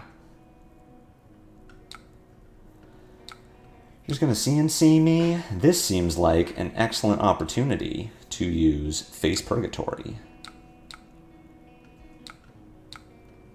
Get an E-Strike out of you. This hand just doesn't really do anything. So I guess we're on Lightning Surge, Pitch Skies, Razor Reflex, Scorpio, Arsenal, Arc Lightning. Flowgen will help a lot, like setting up an old Aurora. Yeah, I feel like we're going to end up getting Lightning Flow from, like, commons in the set. Very much like Mistveil, where we just didn't know how good those heroes were going to be until we got the rest of the set.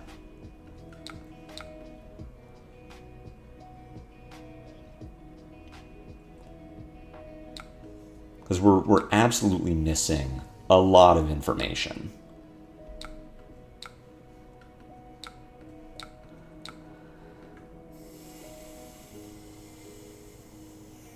Bet you'll want Gravy now so you can beat up all the Victors. Hey, we got 2 CC callings before national season starts. Victor might just fucking leave. He might just LL. Surely he's gone to national season. Like, surely he just will go away.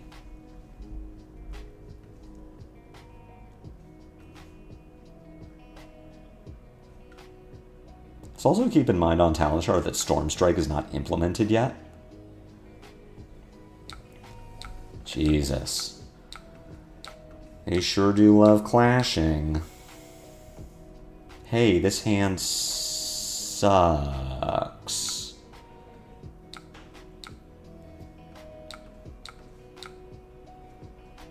Oh, right, it's 7 because of the might. So I just have to take this? This is not good.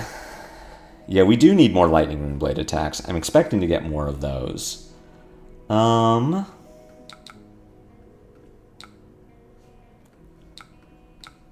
of hate to give my Tunic, but I also kind of hate to get CNC'd here. What if I take the 7? I go to 24... lose the Arc Lightning. I get to do Fry, Press, Second Strike, Scorpio. It's probably worth keeping the Tunic. Although Tunic has not been great in these games. Let's just do this. We'll keep the Arc Lightning.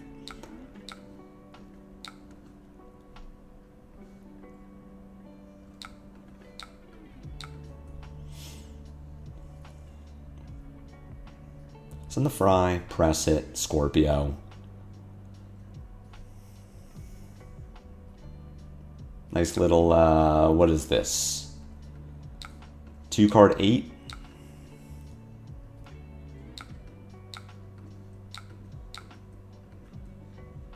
Yeah, Rattlebones in Aurora would be cool. Rattlebones is one... I don't remember if you... I think Rattlebones says you have to hit the opponent. Yeah, Rattlebones, you do need to deal arcane damage to an opposing hero. It is not one of the ones that you can shoot yourself to turn it on.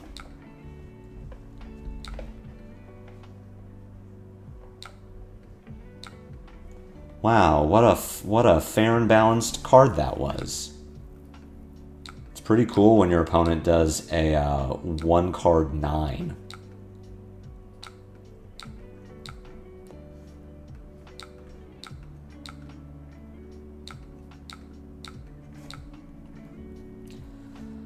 I'm not going to Arc Lightning here. Cool. This Rabble, why? Why have all of my Rabbles revealed Arc Lightnings?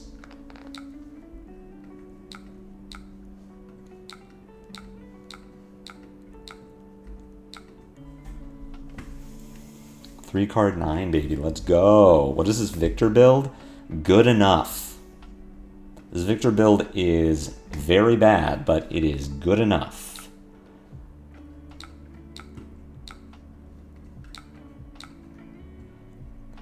Yeah, I mean, honestly, that's a big reason to be playing blue line Aurora, so I don't need to play Ravenous Rabble. This card is consistently just so annoying when I have to play a ton of not reds in my deck. Like, I'm on 15 non-reds. God, of course you still have scars. Jesus Christ. Ugh. Into what? Into Rabble? Hey, your Rabbles are bad too.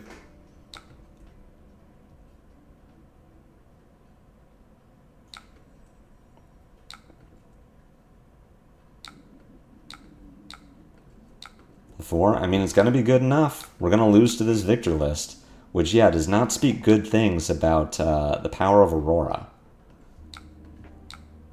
If I'm losing to this. All right, you did take damage? Cool, we're so up.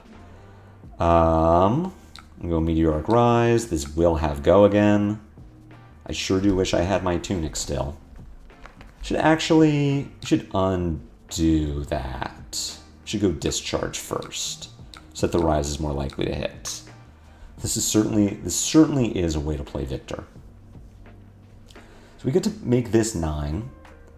If they don't Iron Grip us, we get to go 4-1.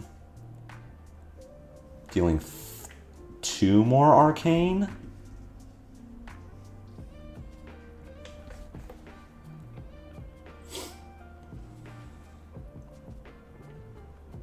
This feels like a strong turn, but man, we are still very far behind.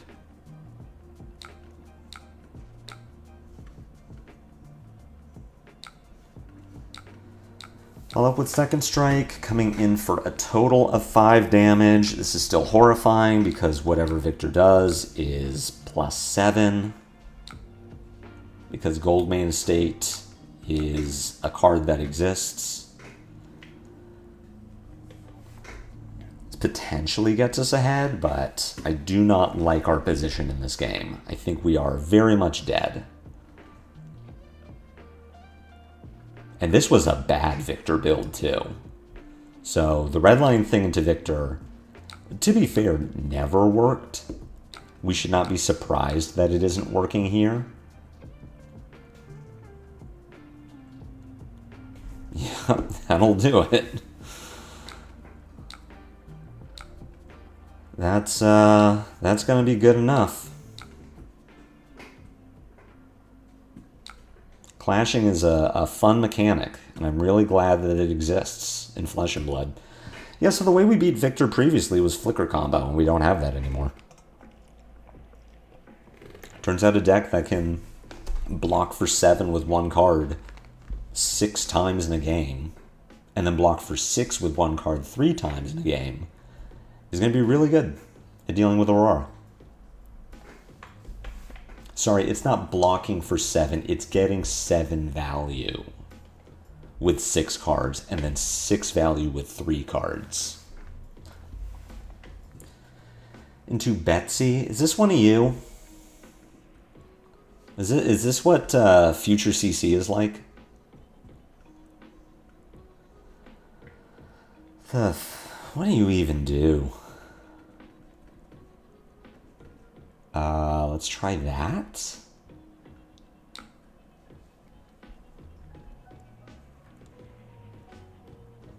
Into Fatigue Betsy. Sick. What if this becomes the standard way to play Victor? God, I sure hope not. This is, I don't like that. This is going to be another not fun game. I feel like one of you is just fucking with me. Damn, that Victor deck was cool. Was it? I feel like it was not cool. I feel like it was pretty uncool.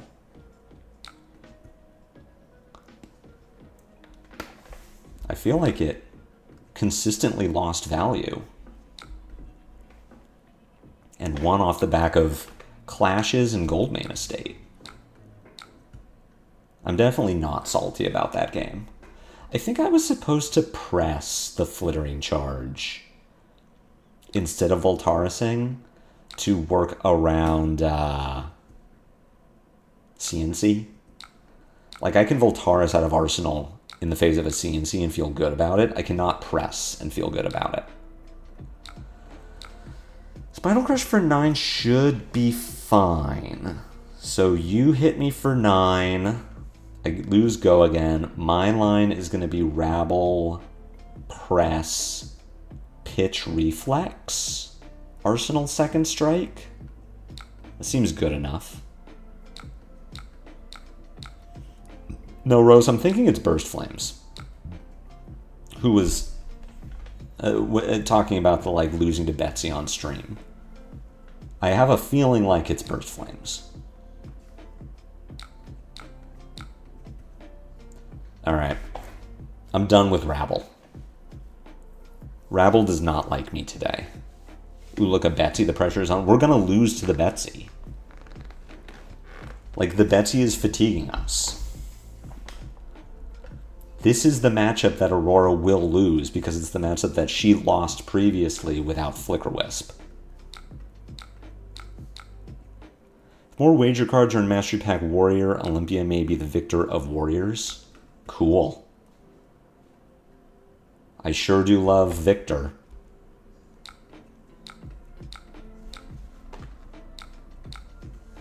Arsenal Second Strike. We hate to see 2 Arc Lightnings in the same hand. So this hand is Arc Lightning, Pitch Skies into Grasp, send Second Strike, press it, Scorpio, Tunic, Aurora, Arsenal, Arc Lightning?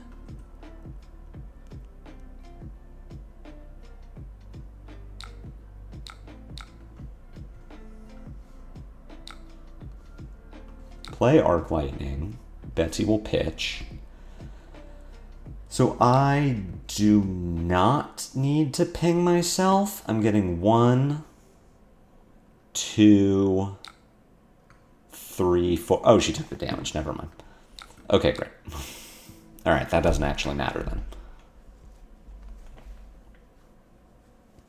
Man, this Arc Lightning is only getting 3 value. That's been consistent, even on a 5-card hand. The Arc Lightning only getting 1 value is pretty atrocious. I'm a Warrior player, not a Guardian enjoyer. I mean, aren't they kind of the same thing? Most of the time, like, Warrior is another one where she's really, their good is kind of slow, mid-rangey fatigue style right now. Aggro Warrior is not great at the moment. So I've shot you for 2. So you will need to deal with the Scorpio in some way.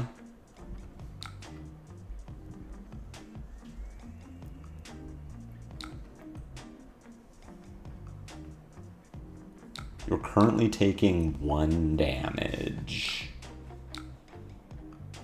Alright, so you will need to address Scorpio. Oops. Have a Scorpio.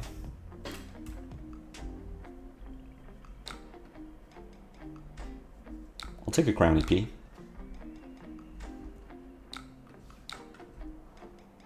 play Dawnblade Dory like Nixie? Yeah, but Shin's a special breed. There aren't too many people like Shin. Hey, this hand is bad. We're gonna sink the Razor Reflex and try to find some gas. If I could just find like an attack, that would be pretty cool. I could face perk this if I wanted to, but I think that is not good value.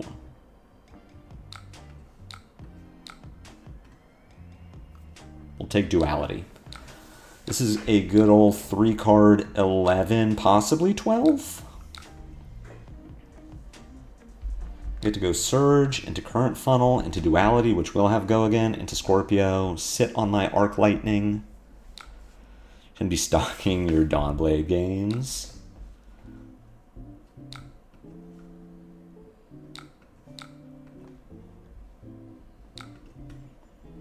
Current Funnel is so good in New Aurora. Like, Current Funnel was just fine in Old Aurora. It was ability plus sword.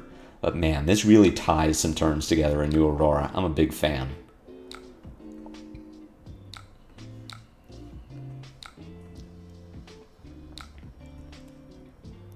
Points out all your mistakes. Hey, Shin's the person to learn from. Tension in the... What are we doing? What is this build? What's happening here? For me? Nice. Okay. Spinal Crush. Do I care? Spinal Crush says that I can... Oh, it's not dominated either. So I can face Purg, Storm Strike, Skies, Flittering Charge, Discharge. I need an attack. I could... Block 6 is not good. I feel like this would be I need to face Purg here. If I was gonna block this, I need to face Purg. I'm also thinking, what if I blocked with Flittering Charge? Took 7 and just did Discharge, Storm Strike, either pitch 2 into Skies or pitch 1, activate Aurora.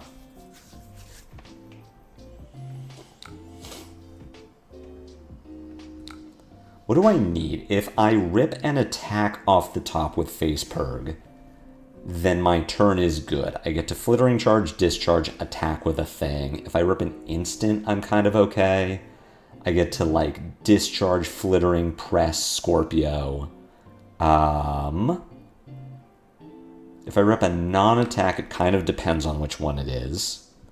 But if it's, like, Burn Up Shock, I'm not thrilled.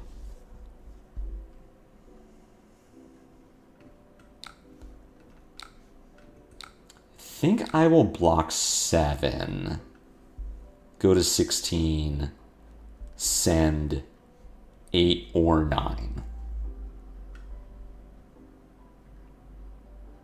Just kind of trying to keep up pressure.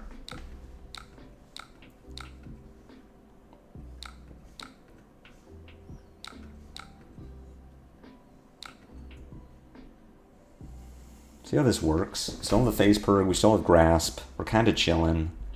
Though maybe I was supposed to Phase Purg. I guess we'll draw the next hand and see what was on top of my deck. See what I would have found with, I would have had Flittering Charge, Discharge in my hand.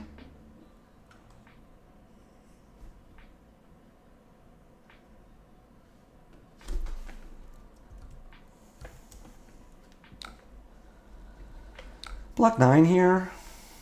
Kind of okay with it. Yeah, I mean, that's fine with me. I'll just keep the Skies. I can Face Purg if I really want to. Alternatively, now I get to do cool things with Flash Foot, so I can play Arc Lightning,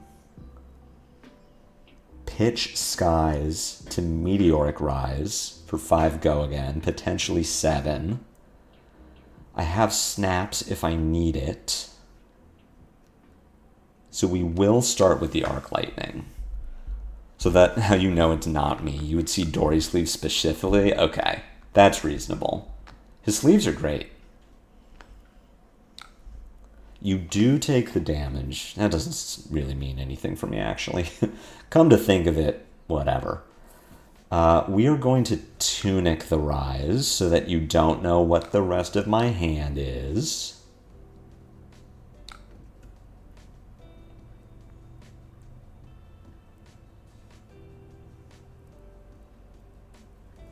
I am allowed to put 2 resources into the Rise. If I need to, I would prefer to put 1 so that I can activate Aurora. I also don't need to put any resources into it.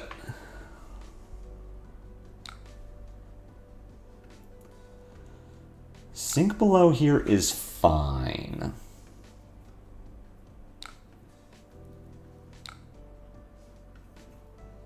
It's not great, obviously, that she can cover the breakpoint efficiently, but we got 2 cards in front of 5 power, which is great for me, and then I get to keep going. This is going to be a Snapdragon turn.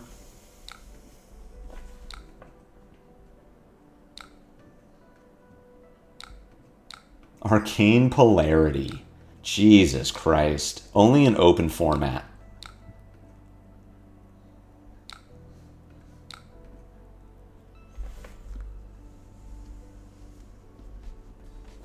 So this does not deal Arcane, but when I snap it, it will go to 4 power. Or I just don't snap it, get my embodiment, and pass. And I'm kind of chilling. All right, we've got Sledge coming in for 6. I could just sink an E-Strike.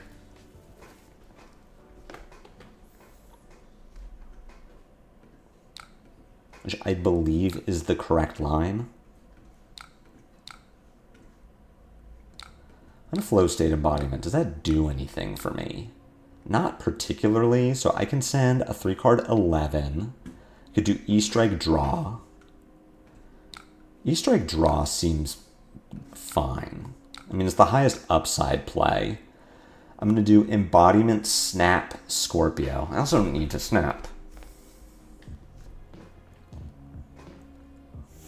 Fartcane Polarity. I mean, this the Betsy is here to pick on Auroras. Let's be real about this. There is some spice in this list, but I feel like Arcane Polarity in Classic Constructed is here to pick on open format.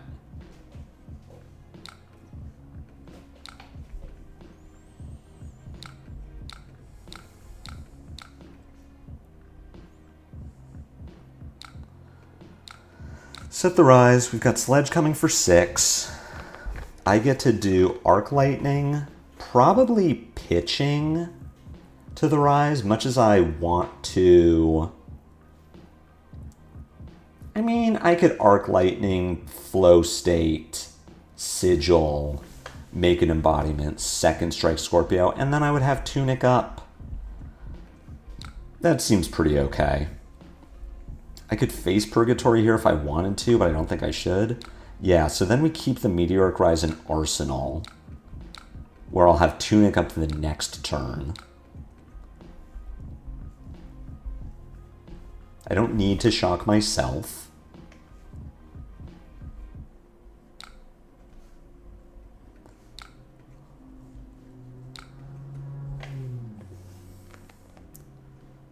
Hopefully she can't cover the breakpoint on Flow State. If she takes 1 here, my turn gets a lot better.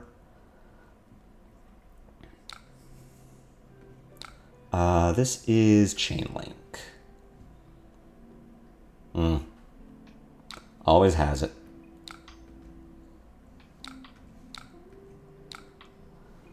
Make an embodiment of lightning.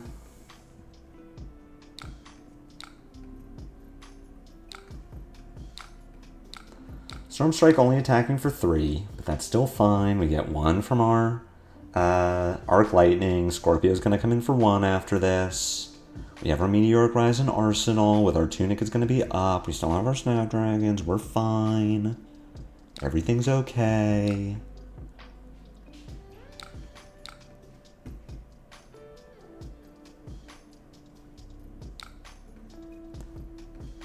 She's going to pitch. I mean, that's pretty cool for me.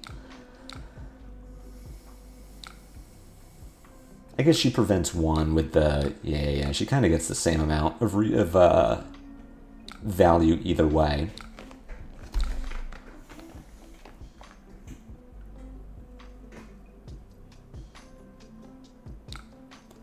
you do pitch into the Voltaris. So we can discharge, Meteoric Rise, pitching Sink Below, come in for 8. I will press it, I guess Snap.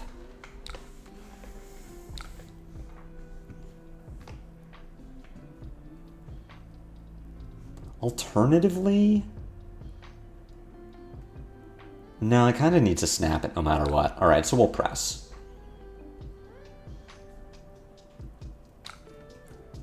If you're quick dodging here, I am definitely not going to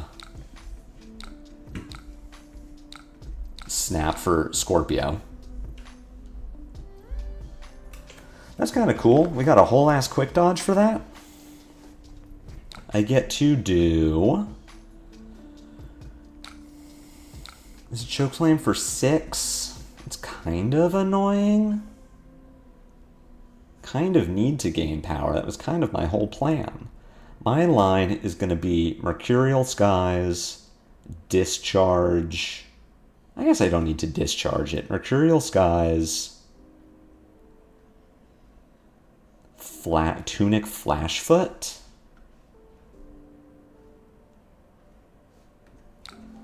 So I'm giving Face Purg. I am not going to trigger it. Do Mercurial Skies, Tunic Flashfoot, Flittering Charge, Discharge, Fry, Scorpio. Sure. It is the most efficient way for me to use this hand. I also even have a Lightning Flow up, so if the Flashfoot hits... Oh, it's the first time it deals damage, too? That's awesome. So if the Flashfoot pings them, they will have to... they will take 3 from the Lightning Flow. So they have to pitch, and then they have to block.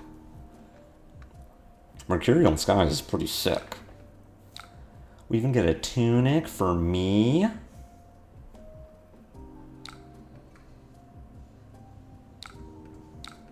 So I'm just banking a flow here. It's not bad.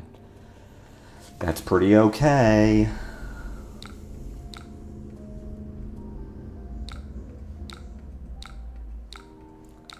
Fry comes in for 6. You go to 2. You still have the floating 2, so Scorpio is going to put you to 1, and then the Arcane will not kill you. But if I can find a shock, you die. Pew pew. Wow, we did we did it. For anyone who has ever watched my stream and thought, wow, this guy complains a lot. For me, complaining is the background music to productivity. The complaining doesn't mean that I'm not trying hard or not working to win. It's just a thing that happens. It is the product of achievement. It is a byproduct of what we must do to win. You had 19 cards left in the deck? Jesus. Okay. This hand is not great. Kind of depends on what her turn looks like. I mean, I guess I'm just on like Fry, Stormstrike, Arsenal, Flashfoot. We're having fun. You do have to... Complaining is a product of having fun. So I have Arsenal the Flashfoot. I have a flow. My Tunic will be at 2 when I draw this hand. I get to do Burn Up Shock, Rabble Surge, Snap Duality. Sit on my Flashfoot. She hopefully just passes. My next turn, Tunic is up. I have Funnel, Rabble, E-Strike, Mercurial. So I go Mercurial, Tunic, Flashfoot, Current Funnel, E-Strike, draw a card, bottom Rabble. I draw a blue Mercurial, Scorpio. Is Brilliant Bitching inspired complaining? You know what? Whatever works. That's the process. Is you just, if you complain loudly enough, the universe will bend to your will. We got time for one more. We're playing an aggro deck. These games don't go very long. If I queue into a Betsy again, I'm just leaving and stopping the stream. Or a Victor. You hear that? Anyone who's sniping me, don't you bring Guardian. Alright, things we've learned about this build. I have 9 playable instants. I have 12 playable instants, but I really don't want to play Shock as an instant. So Greaves is not where I want to be. I think in an ideal world, I'm not playing Razor Reflex, I'm playing Storm Shard, which is not currently coded on Talishar, so I can't play it. I don't know if I want 3. My Lightning Flow generation is not great.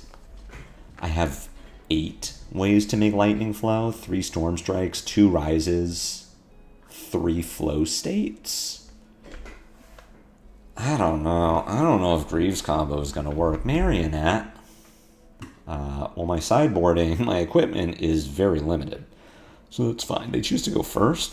All right. We want Shelter.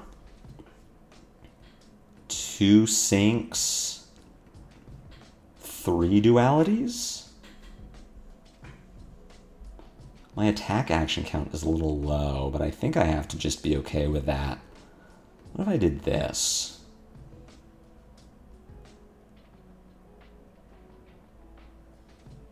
Yeah, let's just play my game. We can play the Shelters, sure, especially going second, but I don't think we want to bring like 5D reacts. I think I can't afford to just be 0 for 4 deck because they are going to do it better than I will. Because we have lost some of our good 0 for 4s and they have just kept. Vaporize Shock is not going to do anything against Marion. I can Shock a Ponder off a Codex, but that's not good. This is not quite what I'm looking for. You have a Burn-Up Shock, I guess?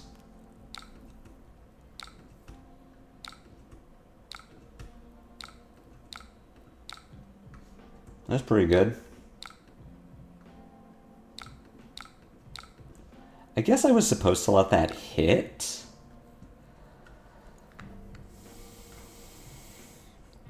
You do have Stalker Steps. We can Burn Up Shock. Do both. I'm going to send the damage at you. Yeah, you take it, which is what I would have expected. We'll send Second Strike for 4, go again.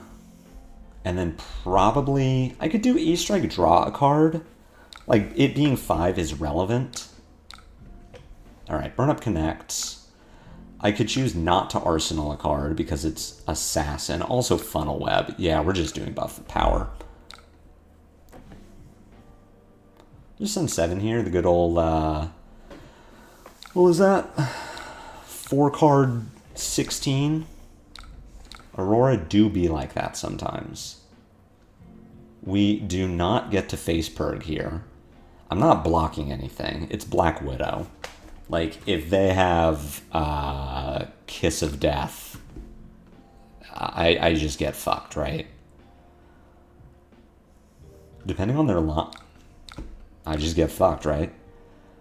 I mean, I could block. Just like fold the turn. I'm expecting it's going to be Kiss. Kiss, discard, steps. That's fine. We just give the hand here.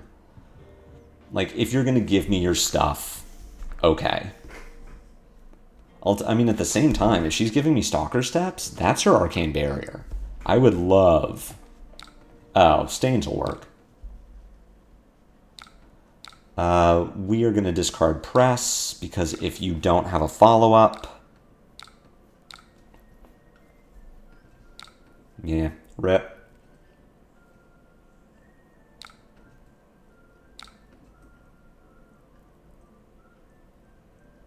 Okay, yeah. I'm like, wait, you flipped the Clave?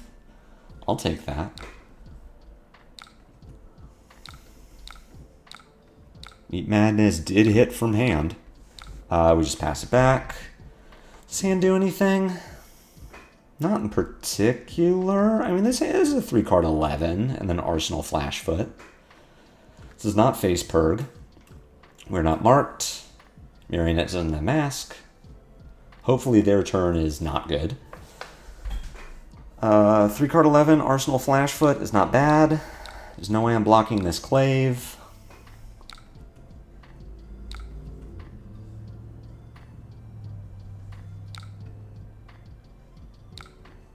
Cut from the same cloth, sure. I'm not blocking Calicera. Yep, just send 10, why not? Is 2-card 10 good? I don't know.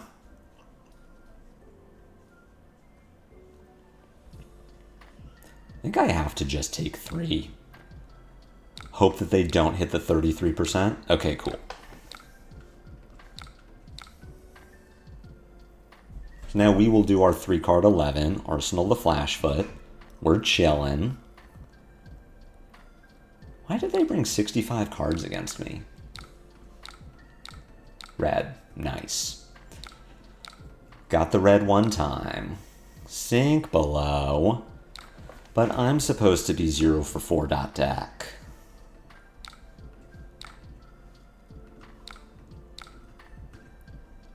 That's how you know Marionette is a broken hero. Or they're just doing an Aurora cosplay. Like, come on. Everyone complained about Aurora until she got hated out of existence. Why isn't anyone complaining about Marionette until they get hated out of existence? I don't think this hand is good.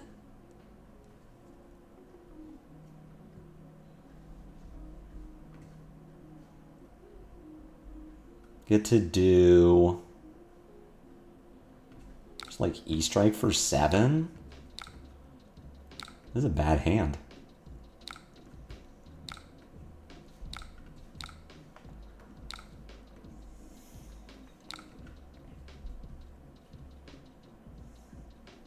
So far, Face Purg is letting me down. Keep hating, they just keep existing. Do you react out deck over here? Alright.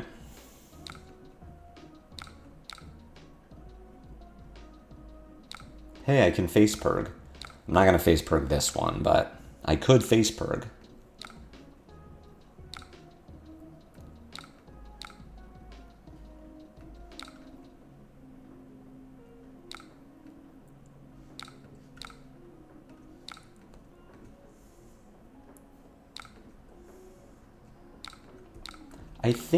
I guess it wouldn't have mattered. Like, I think I might have been supposed to discard the Shelter on the Clave. Ultimately, it was fine. Hey, that's messed up. For Meat Madness?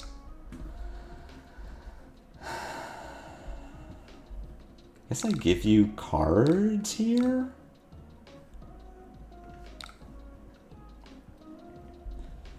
Go Merc Skies. Merc Skies, Tunic, Flashfoot. Oh, I'm frail, so Comet Tail doesn't even work. Cool. Feel like I misplayed this turn. This was probably a Face Purg turn. I don't know when I was supposed to do it. This Codex of Frailty is kind of a messed up card, isn't it?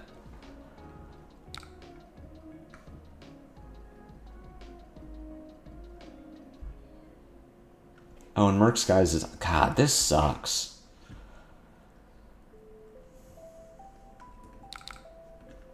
Block 5 and be sad? I'm very dead.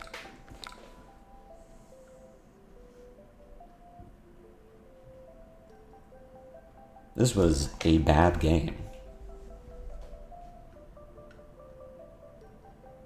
I don't even see how they brick from this position. Like, I don't know what hand Marionette could possibly draw that just says, I make up this difference. Yeah, block with your inertia trap or whatever. At this point, they can steps me. Yeah, this is just Aurora. This marionette has just built old Aurora. Bunch of 0 for 4s, bunch of go again.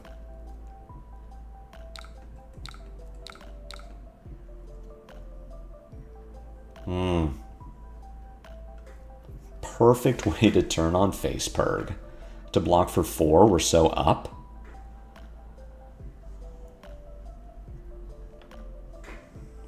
How are we feeling about Tempestuous Kiss? Card seems super broken to me. It is super broken. It's an extremely good card. It's not in this build because I don't have the resource count to support it, but it's extremely good. I feel like this build of Aurora is not going to be the build that people play with, of course. Alright. That was fun. Did we all have fun? Did we all have fun playing that game? I'll give him a good game. I won't give him okay, which is what I really wanted to say, because Marionette, that was not a good game. Tempestuous Kiss is extremely good. It just doesn't work in Redline Aurora, which is why I think Redline Aurora is not going to be a deck anymore. The more I play with this build, which albeit is incomplete, the more I think this is just not the strongest thing Aurora can be doing anymore. We've lost too many of the cards that enabled Lightning Ninja. I want to pull up my little build here. Browser. Okay. It's like, this is the list I've built, which albeit is incomplete. We still have more spoilers, but we lost the 3 most powerful cards in the deck. Skyward Serenade, Electromagnetic Somersault, Channel Lightning Valley. What we get in its place is like some 0 for 4s. Nothing in this 80 is as strong as what Tempestuous Kiss can do. Tempestuous Kiss takes a little work. You have to, like, you are probably not just 2-card 12ing someone with Tempestuous Kiss, but considering the work I would put into, like, my mediocre turns with Redline, the same amount of work going into Tempestuous Kiss is way better. Like, me going Merc Skies, Storm Strike, Voltbound Duality for a 3-card 8 is so much worse than Mercurial Skies, Pitch Blue, Tempestuous Kiss, Scorpio. So I think Redline Aurora is probably not going to exist unless she gets really good cards. And I don't know what cards Redline Aurora would get that Blue Line Aurora doesn't also play. I've heard people talking about pummeling Aurora because of it. It would work just because your blue count has to be higher to support doing like Aurora, Tempestuous Kiss in the same turn. You could fit pummel in that. Especially you pitch blue, activate Aurora, make an embodiment, pitch blue, play Tempestuous Kiss. You have 2 floating resources, so pummel could work. I don't think that's what she wants to be doing. It just, I mean, it depends, right? With 2 floating resources, you could CNC, she could Voltic Impact to set up for the next turn. She has other stuff to do, but there's just so many cards for her that we don't know. She's missing her equipment. She's missing the Majestic. She's missing the rest of her rares. She's missing a bunch of commons. We don't know how many more Lightning Runeblade attack actions we're getting to turn on, like, Rattlebones and Succumb to Temptation. Redline Aurora has support. It is a fine deck. The games today went fine, and she's going to get more support. The deck isn't refined. We could make it good. It would be probably B tier. But we'll get support for Blue Line Aurora, and I think Blue Line Aurora will be A tier just off of Tempestuous Kiss. And if we can do other stuff with it, that deck is going to be good too.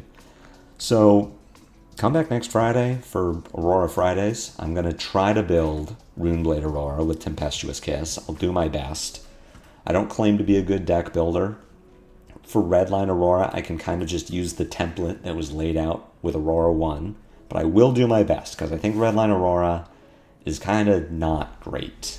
The more I play with this deck, the more I'm like, these lines are okay. They're not great. They are okay. And Tempestuous Kiss is just really good. So I'm going to call it for today. Thank you all for hanging out. Sorry those games didn't go as well as the last time we played Aurora on stream. Yeah, we drew some poopers for sure. But we tried some stuff, it didn't work, and now we know. Have a great weekend. If you're playing in a skirmish this weekend, good luck. I will be back streaming on Monday, 2 p.m. Pacific Standard Time. I don't know what I'm going to be playing yet. It'll be, we'll have a good time. We'll hang out. I thank you all for hanging out. If you are interested, go ahead and subscribe with a channel membership. For $3, you get cool emojis that you can spam in the chat. For $5, you get my matchup notes for the Jarl list I'm working on for Nationals. You get my post-game notes, reflections, conclusions. You'll get matchup guides for every list I put out in the future, including Aurora. And I would appreciate it. You will help pay for my playset of Cold Foil Tempestuous Kisses. Thank you all for hanging out. I will see you all on Monday, and until then, take care.